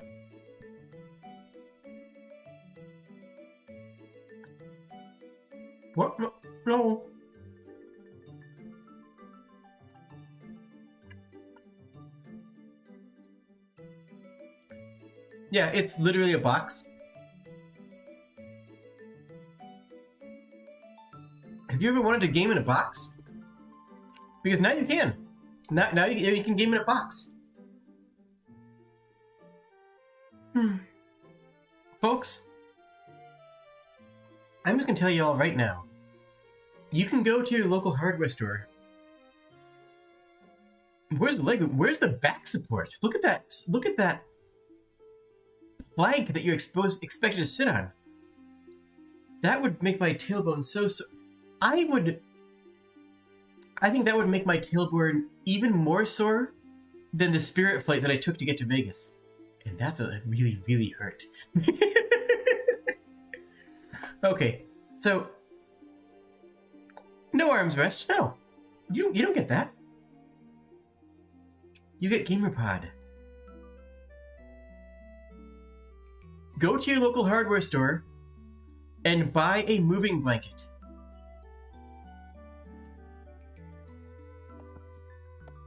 A moving blanket will cost you like $20 for something that's, and it will stifle sound. That will be the best sound canceling you'll get. Just do that. Don't buy a GamerPod, please. Unless you really want a GamerPod, in which case, you know what? Go for it. Okay. So hear me out. Hear me out. What if Vroid? Huh? Any takers? Do we have any takers? It's a Vroid model.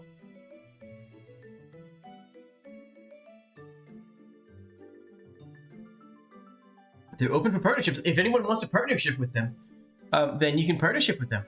They make the metaverse personal by giving you a Vroid model that you can custom tailor to yourself. That's right, that's right. You can base the model off of you. And then you can buy clothing for it with real money dollars. And you can use it on your avatar. And using it as your avatar is compatible on any social media platform.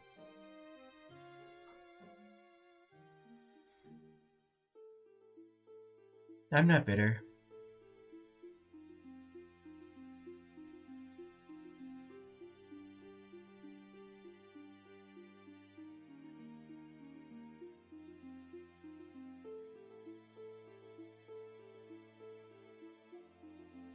Alright.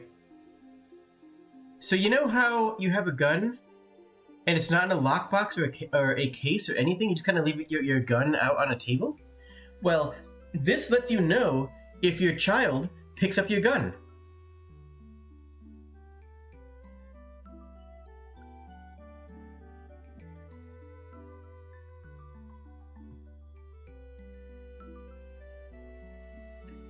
I'm not kidding.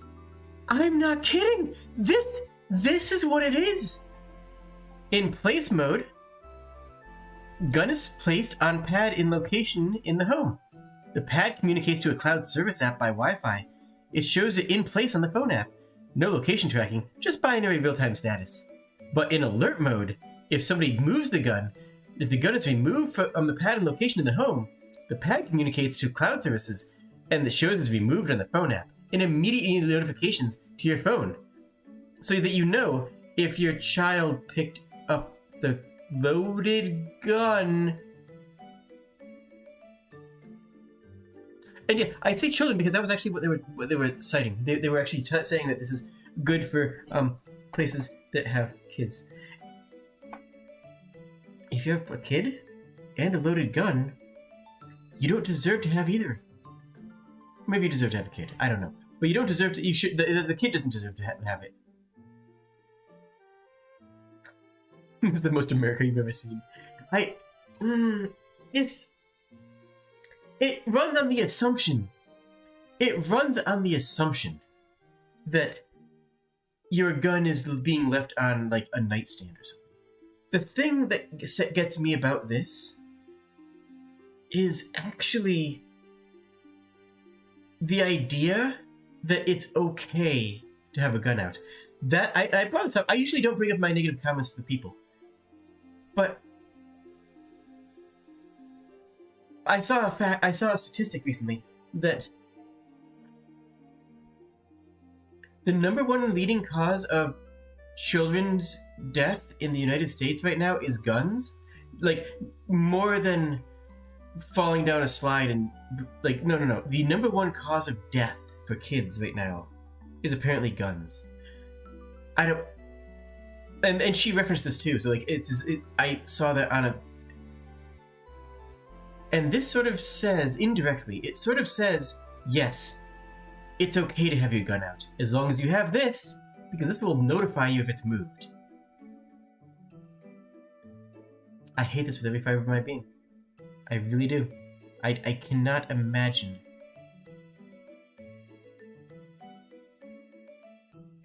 So you need 2 safes and the weapon and ammo need to be stored separately. That makes sense. That's a big... Sure. I mean, I just assume not have a gun. Like, if you're not hunting, you don't need a gun. And if you're hunting, you're not using a hand, you should be using a rifle. And if you have a rifle, then you should have, it looks stupidly easy to fool as well. Yeah, I mean, you could probably just Indiana Jones that, right? You could probably just, and have a gun and... Oh my goodness.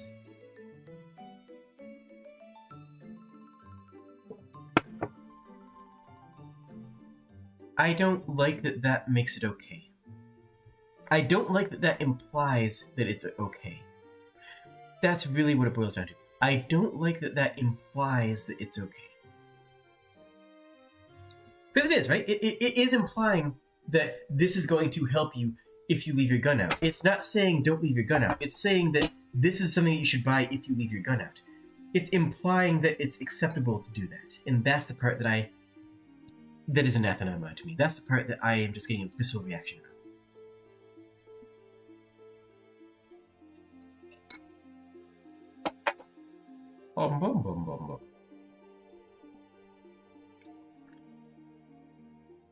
Okay.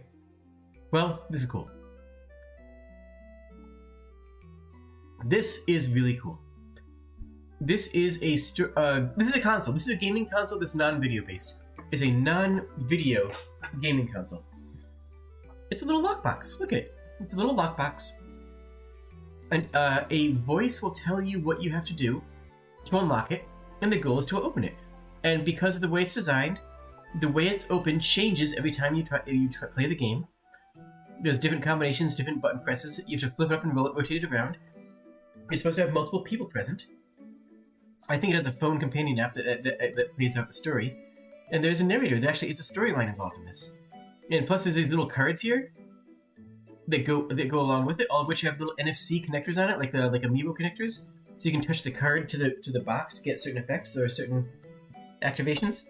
It's brilliant. It's adorable. It's stinking cute. I love this.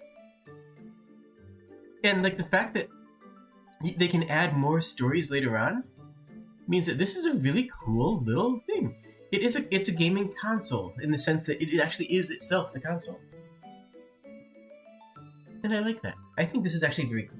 I like this. I would buy this. I don't remember what their price was, but it's pretty neat. It's a good thing in the classroom. I hard agree, absolutely. It's also, like, the fact that it's non-video based and still narrative really does give it a niche, right? It gives it a niche for you to have a toy, have a game, have a video game that focuses on real-life tangibility, right? And they said they designed the encounters based off escape rooms. And I think that's cool as heck. You know what's cool as heck? Water planes. This is a Aqualine. This is a water jet. This thing can go 300 kilometers an hour, and it skims over the surface of the water. And this is designed for commuter purposes. They have ones that can carry up to 200 people. And the idea is that this is a airplane replacement that's entirely electric, so it doesn't really use any carbon fuels, and it skims over the surface of the water. By skimming over the surface of the water, you don't have to worry about it damaging local wildlife, which is a concern with shipping lines, or large ferry services. It's just really cool design. First of all, it looks phenomenal. Second of all, yeah, hitting 300 kilometers an hour is pretty heckin' good. That's high-speed rail speeds, you know? I like it. I mean, yeah, this is, the size of an airplane. But it seems like it's a much better choice. I would take this over an airplane any day.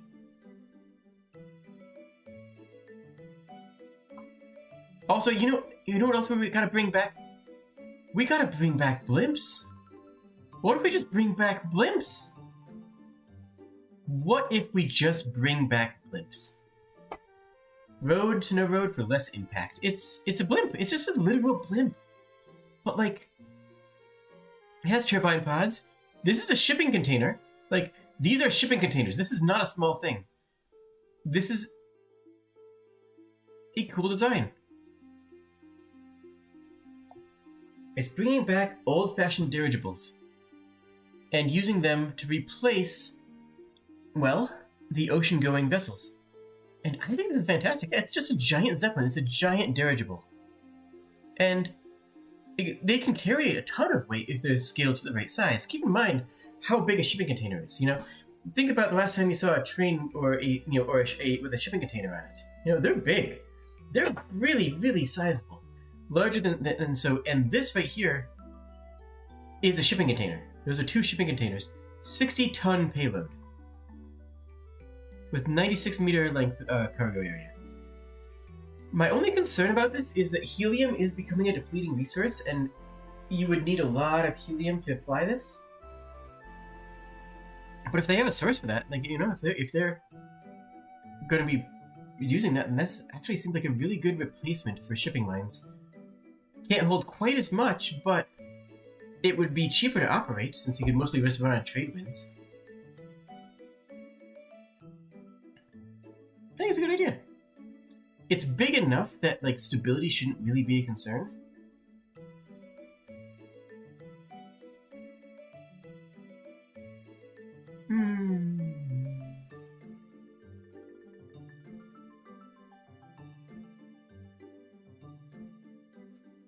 So here is a bicycle anti-theft device that goes inside of, well, right here, it goes inside of this central pivot hole on the bike. It has a GPS in it, and it will automatically alert you if the bike moves when it's not near your phone. Yes, blimps are always a good idea. They just made them, they didn't make them out of flammable material per se. They were filled with hydrogen, and hydrogen itself is a flammable material. Blimps are fine when they're made out of helium, but helium fill is more expensive. And that's really my concern for them, is that helium fill is inherently a much more expensive thing.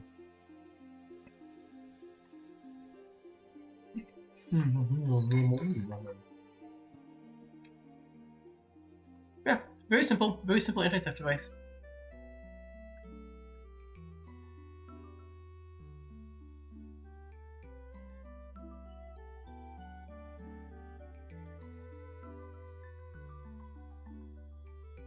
Behold. Ladies and gentlemen, behold. The ultimate gaming chair. The ultimate gaming accessory, in fact. This chair... No, I can get through this. This chair has an array of speakers all around to give you true 3-dimensional sound. True 7.1 audio. Oh, it's so absurd. It's so ridiculous. Look at this thing. It would knock me over. It would just knock me over. Just like if I tried to sit down in this, I would just fall on the floor and destroy the entire thing instantaneously. It wouldn't even be a hesitation. I would just sit in this thing and it would just self-destruct. It's kind of cool. I like the idea behind it. It is true 7.1 that doesn't require any headphones or anything.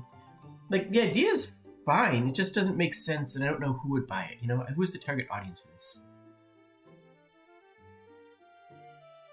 Also, I don't know how I would sit in that chair, because I do not sit straight.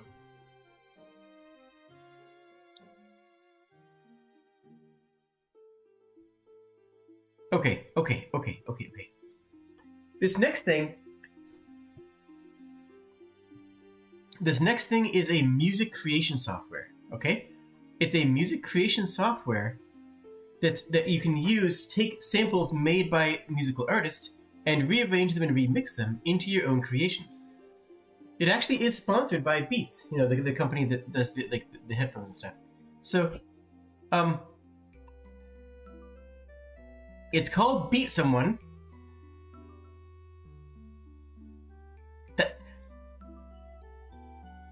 That's the name they went with. Beat Someone.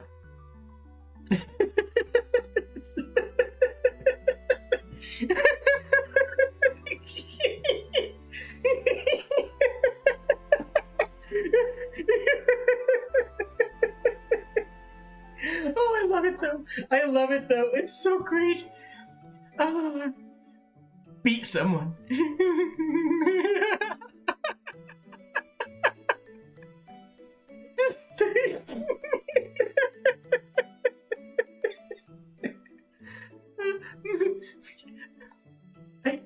I can't. We gotta move on.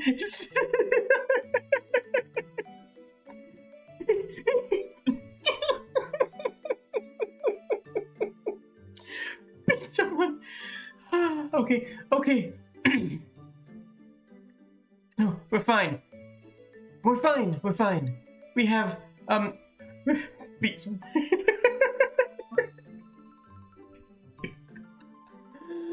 Oh my gosh. Okay, so this place makes wood.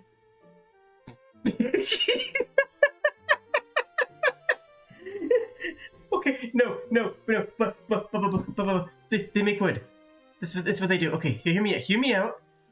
All these are made of basically injection molded wood.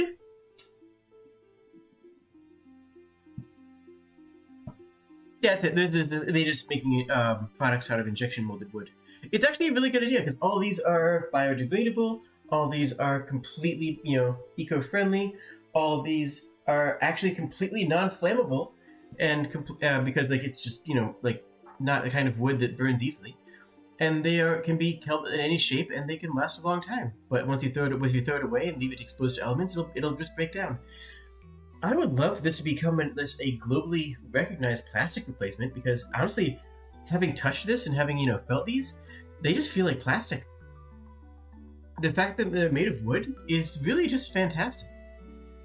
It really, really is. I like it. I mean, it's no Beat Someone, but it's pretty good is what I'm saying, right? Look. It's basically a 3D printed wood, except that I believe it is injection molded instead, which is different. That's meaningfully different. Okay. Oh, you guys are not ready for this one. Oh, you guys. Oh boy. Okay, chat. Okay. What if you had a watch, but it didn't tell the time? Wouldn't that be so much more convenient? Wouldn't that put your life at ease? Wouldn't that help you live in the presence? If you had a watch that didn't tell the time. It's gorgeous. They're beautiful. But it's a watch without the watch. Because you can't just not wear a watch. That's insane. Who could possibly do that? It is pretty. Honestly, it is pretty. I would like this as a bracelet. Cutting edge health device and app that combines bio-tracking and mindfulness. It basically is a smartwatch. It's a smartwatch that doesn't smart. It's kind of like that watch band that I showed you earlier that has all the bio-tracking and all that other stuff. It's like that. Except, it's a watch that doesn't tell the time. A part of me loves this. A part of me wants this. A part of me adores this. Another part of me says it's the stupidest thing I've ever seen in my life. But there's that part of me that looks at this and says, oh my gosh, that does look nice though. That looks really kind of cool. Put the not watch on the watch band. Yes. I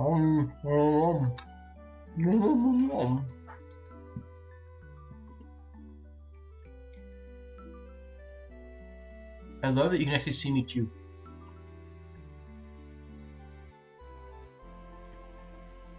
That's how good this model's tracking is.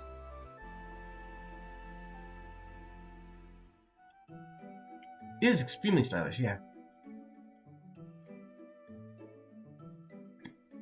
Okay. We have an important one up next.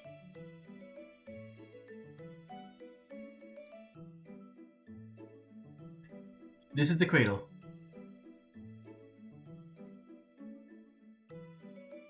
This is... Oh god, I have a better picture, one second.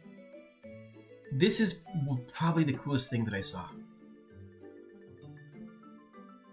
So,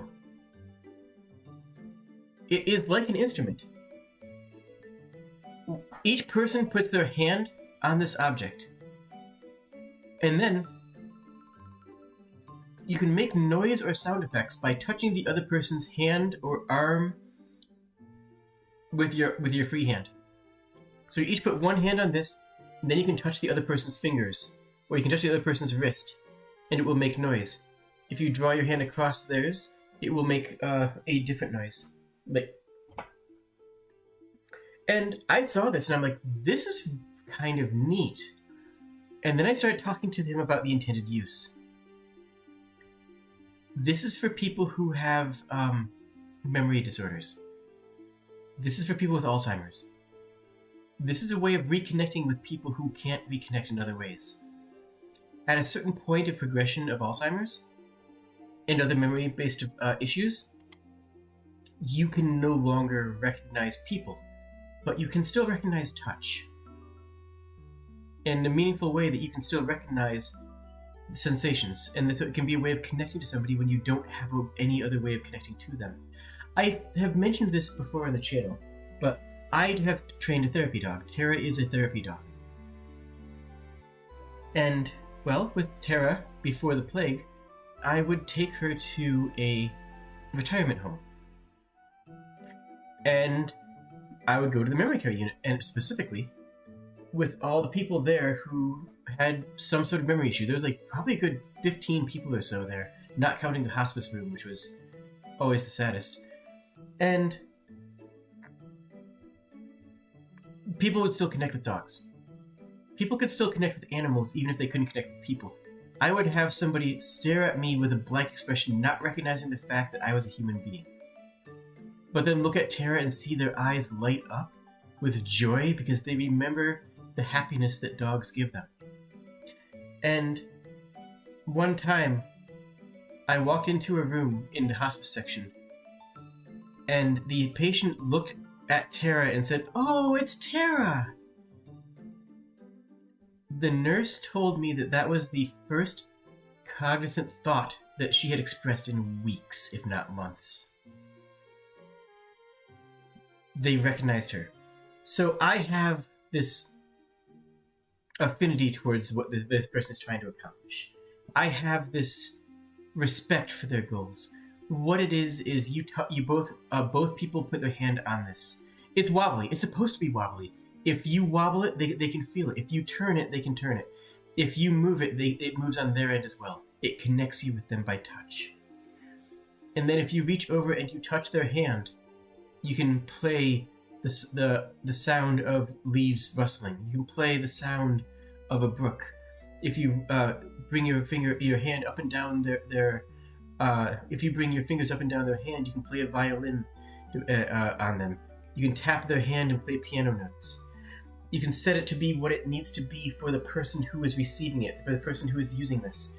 It's also designed in a way I forget the name of it. It's also designed so they can cradle it like a child, because that's something that elderly people and senile people also enjoy is that sensation of holding a stuffed animal. This is designed to be held in the arms as well. I love this. It's a way of connecting with people who mentally are incapable of connecting with other people anymore. There's something profoundly beautiful and moving about this, genuinely. And unsurprisingly, the people who made it are from the Netherlands, a place where they are very serious about mental health. The elderly people who have mental health issues are taken better care of there than anywhere else in the world.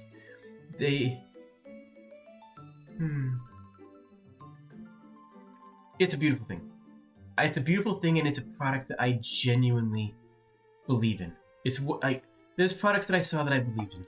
This is one of the products that I saw that I wholeheartedly want to see this make people's lives better. And it is an innovation. This is a completely new idea. This is a completely new thought process, right? There's something new going on here that no one has really thought of before. I asked him what his thought process was going into making this thing, and he explained it to me that like this idea of being able to connect with through touch, and it's like I understood that because of my experiences with Tara as a therapy dog. This makes sense. This makes sense. This is a good product, and I want this to succeed.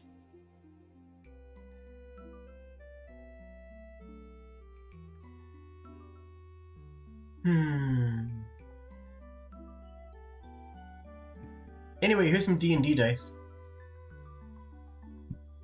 This is us. Now we're going back into the more silly realm. This is a set of dice that is internet connected. You can hook it up with Roll20, you can hook it up with Discord. Pardon me. And it will app out and it will give you functionalities.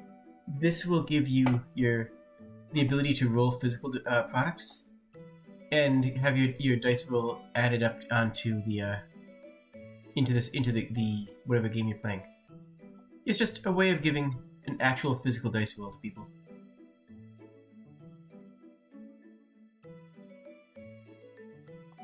The Netherlands exhibit area had stroopwafels. No, really, they just had stroopwafels to give out to people. If you don't know what stroopwafels are, imagine good. It's good.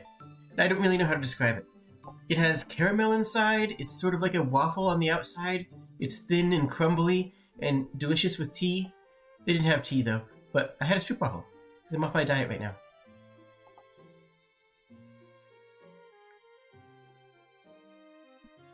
Okay. Alright. Here's a but. Okay, so, we're not looking at the butt, we're looking at the leg contraptions. This is assisted lift. This is an exoskeleton. This is an exoskeleton suit that will allow you to lift better and more than you could normally lift otherwise. Just very cool. Just a very cool idea. It's like there's a lot of people who, could use this, and I think that's great that it exists.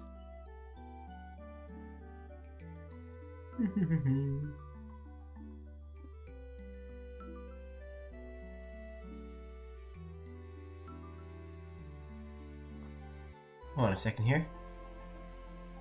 Yes. I want you to tell me what this is. Here. Let me set you up for success. Okay, ready? What are we selling here? What is the product? What do you think this is? Go ahead and take your time. It's a map. Yep. It's called the Blackout. Tell me what you think about the Blackout. Zombie game? Okay, I mean, I can see where you're coming with that. There's literally zombies up here. But no, you get to inform you that it is not actually a zombie game, at least not per se. You gotta think worse. You gotta think worse.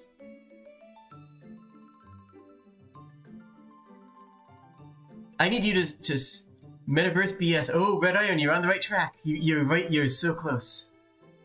Okay. I'll help you out, okay? I'll help you out. Take a look at this, at those characters' designs. You can't really see them, never mind.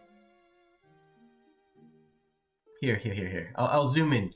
I'll help you out. Ready? Take a look at those characters.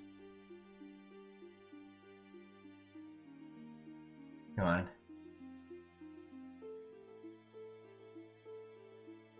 What?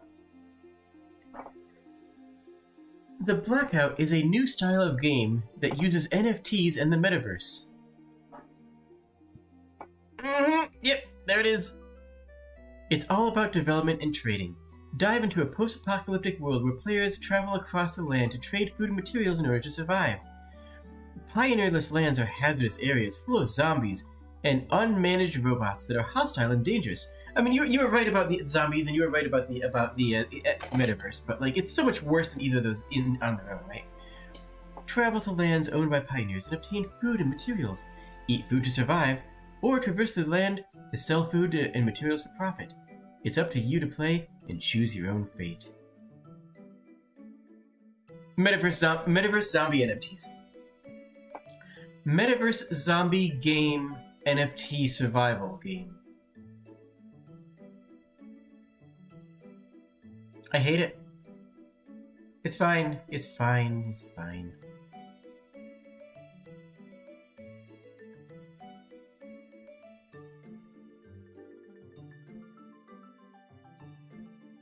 Okay, who's ready for some more word salad? Sounds like it'd be a C-tier game if it didn't have NFTs. Maybe. I mean, it's kind of already flooded with those kind of games. Okay. Sci-Foundry collaborates with WNC, I don't know what that is, to create the new platform, Fortress XDR, by embedding cybersecurity service into WNC solutions. Detections and correlations of alerts are automated with AI technology in the Fortress XDR to reduce the cost of investments and manpower required.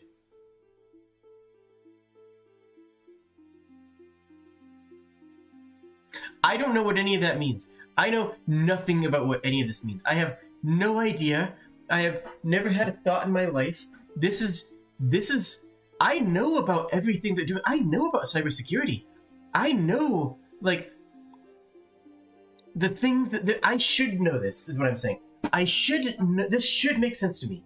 This should be full of words that make sense to me, and it doesn't. It just doesn't. I don't understand. I don't know that I want to understand. I can't handle. No, what? This is what they're using to advertise. This is what they're trying to draw me in with. How do I? Okay. Things okay.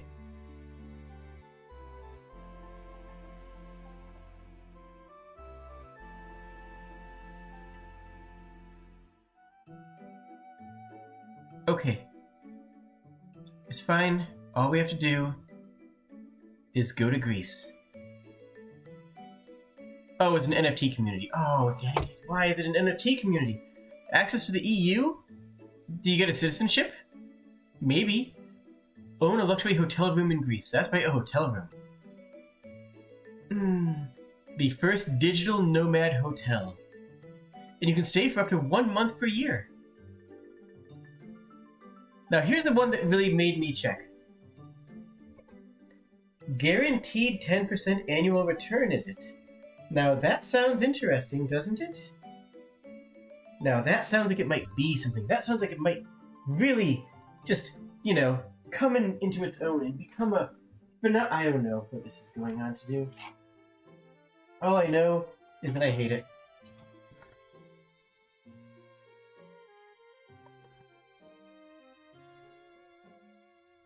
Okay. Don't go to this. Oh, well, you know what? No, I'm gonna look this up. Hold on. Koss Island. Is that an actual island that exists?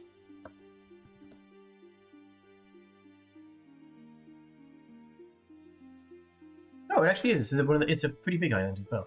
Oh. I don't know what the catch is. I assume there's several catches there, though. This looks incredibly suspicious.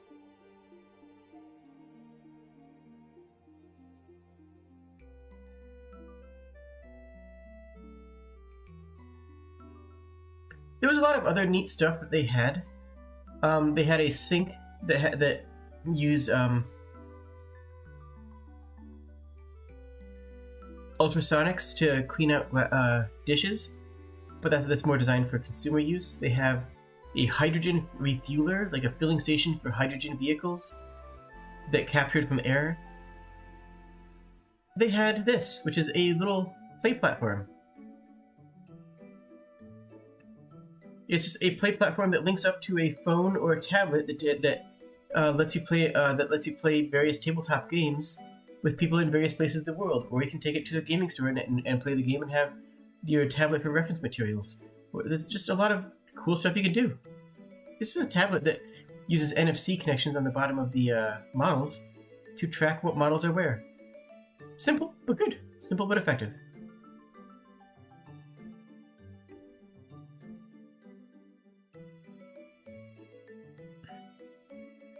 Oh, then I decided to have Blinner.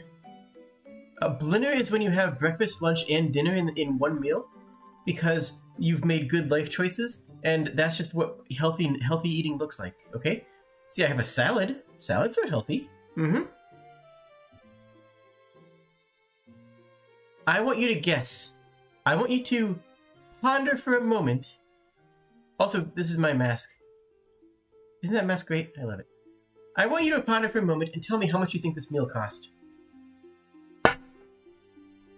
Everything is smaller than it looks. How much do you think this meal set me back?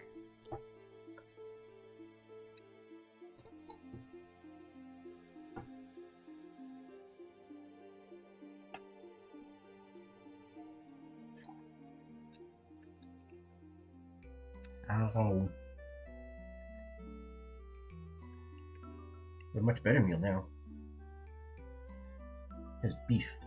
Oh.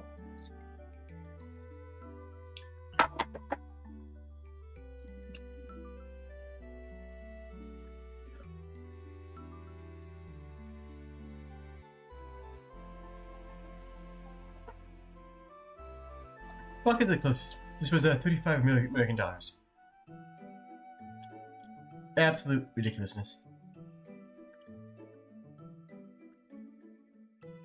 Nothing. Yeah, well, I did charge to the company, so you know what? I guess nothing is also a valid answer.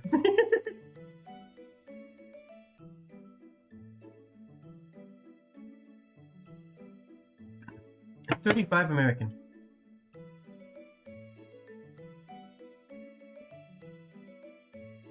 Okay, but check this out, though. Ah, wait. There we go.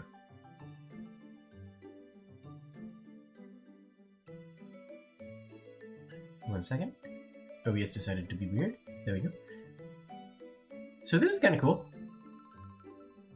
It's a device. This is what their actual product is. This is what they're actually selling. Is this part. And it checks your swing. It analyzes your swing in real time.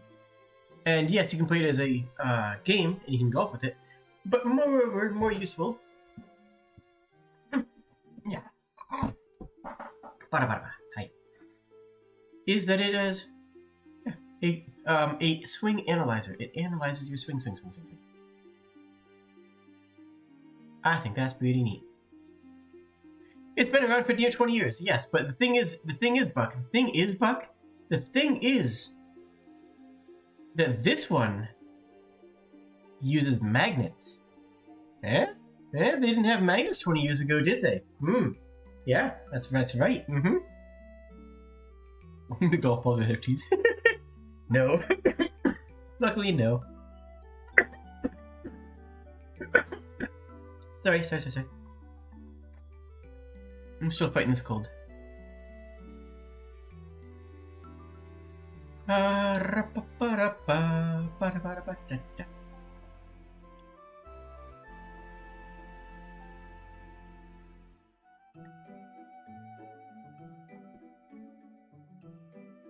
Okay, so check this out. You can put massagers on a wall mount.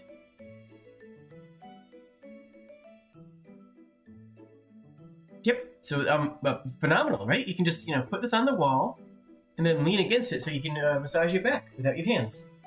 There's no other uses for this product. None. There's no other way to use this product. No. I see you thinking. You better stop, because this is for back massagers. Nothing else. This is for back massagers. This is for vibrating back massagers that pulse, and rollers for your spinal cord. Nothing else, okay? Okay, good. We just have to make sure that's established, okay? Okay, good.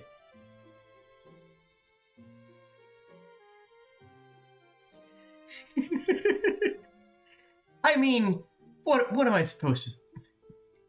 I don't... Okay,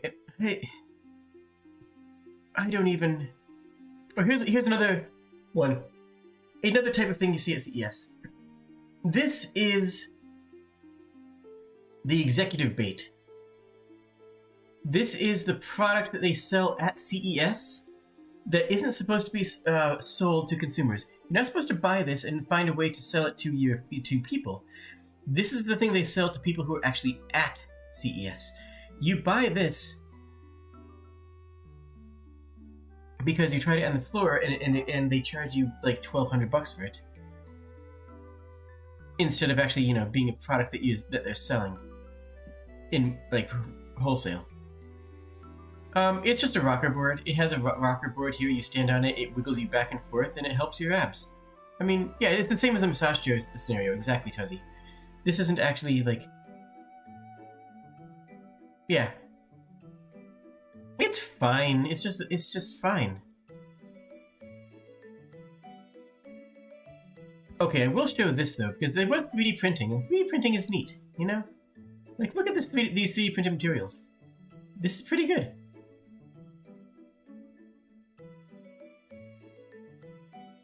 It's the... I forget the name of this. There's a name for this. The kind where they pull it up as they print out of the material. And it leads to some very high quality prints. It leads to some very good looking ones too. It looks cast.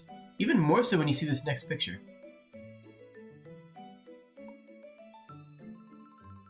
Look at that.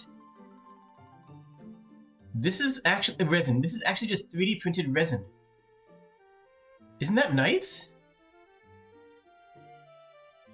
Like, it's good detail. It's good quality.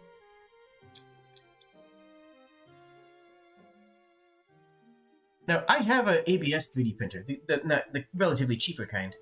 And it doesn't do things like this, of course. But, you know, the fact that this is available,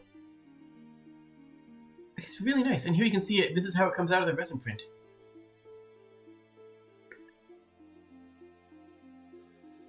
The quality is just genuinely fantastic.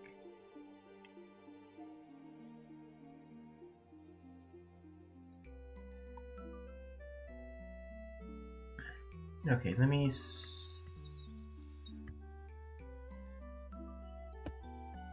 They had a printer for tattoos. We could get temporary tattoos, just literally printed on your arm.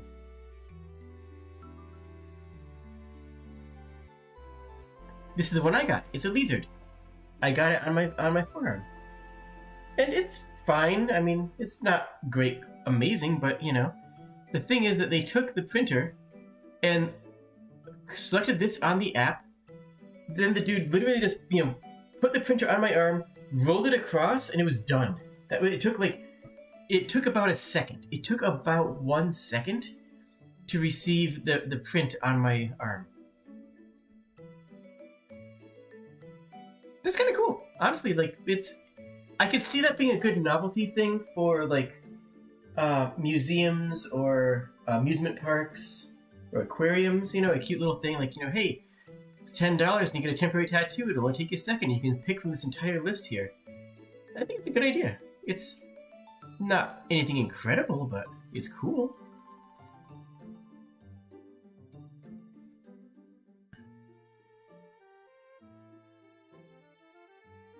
Okay. We just tick here.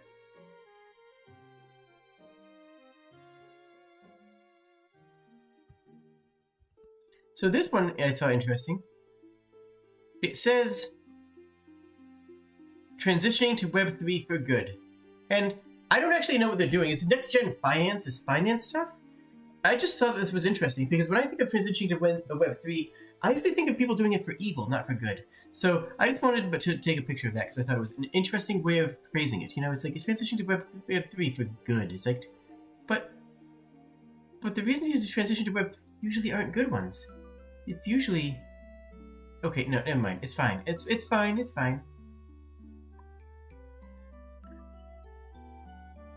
Here. Have a face massager. Isn't this comfy? Isn't that going to be very comfy for your eyes?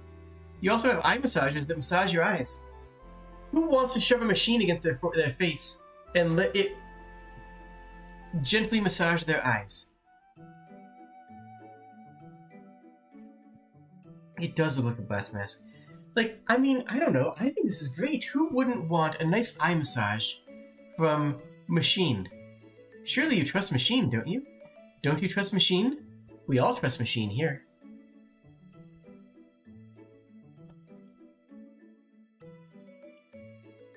Let's see, there was some places that sold game controllers. There's a place that sold, not sold, but was presenting, I should say. That was presenting scar reduction, like a three-stage solution for scar therapy, and they specifically cite for it for being used for C-section and top surgery scars, the kind of like bright puffy scars that pop out, and that's what it's designed to handle. I saw somebody who was using DNA as storage. No, really. They were using DNA as long-term storage device. The pitch being that you can copy data onto a DNA structure that can be chemically decoded at a later time. It can be sequenced later on. And it's not blood. I know you're thinking blood. You're obviously thinking blood. It's not blood. It's just a DNA sequence chemical. And it's like, okay, cool. Yeah, that's a great idea. What it does is it gives you a long-term solution, a way of storing your this data set. That it takes up virtually no space and is shelf stable. It'll stay shelf stable for hundreds of years. You just keep it in a powder form. Then when you need the data, you add a liquid to it, and then you chemically desequence it, and that works for long-term storage. It's like, that's actually brilliant. I like that.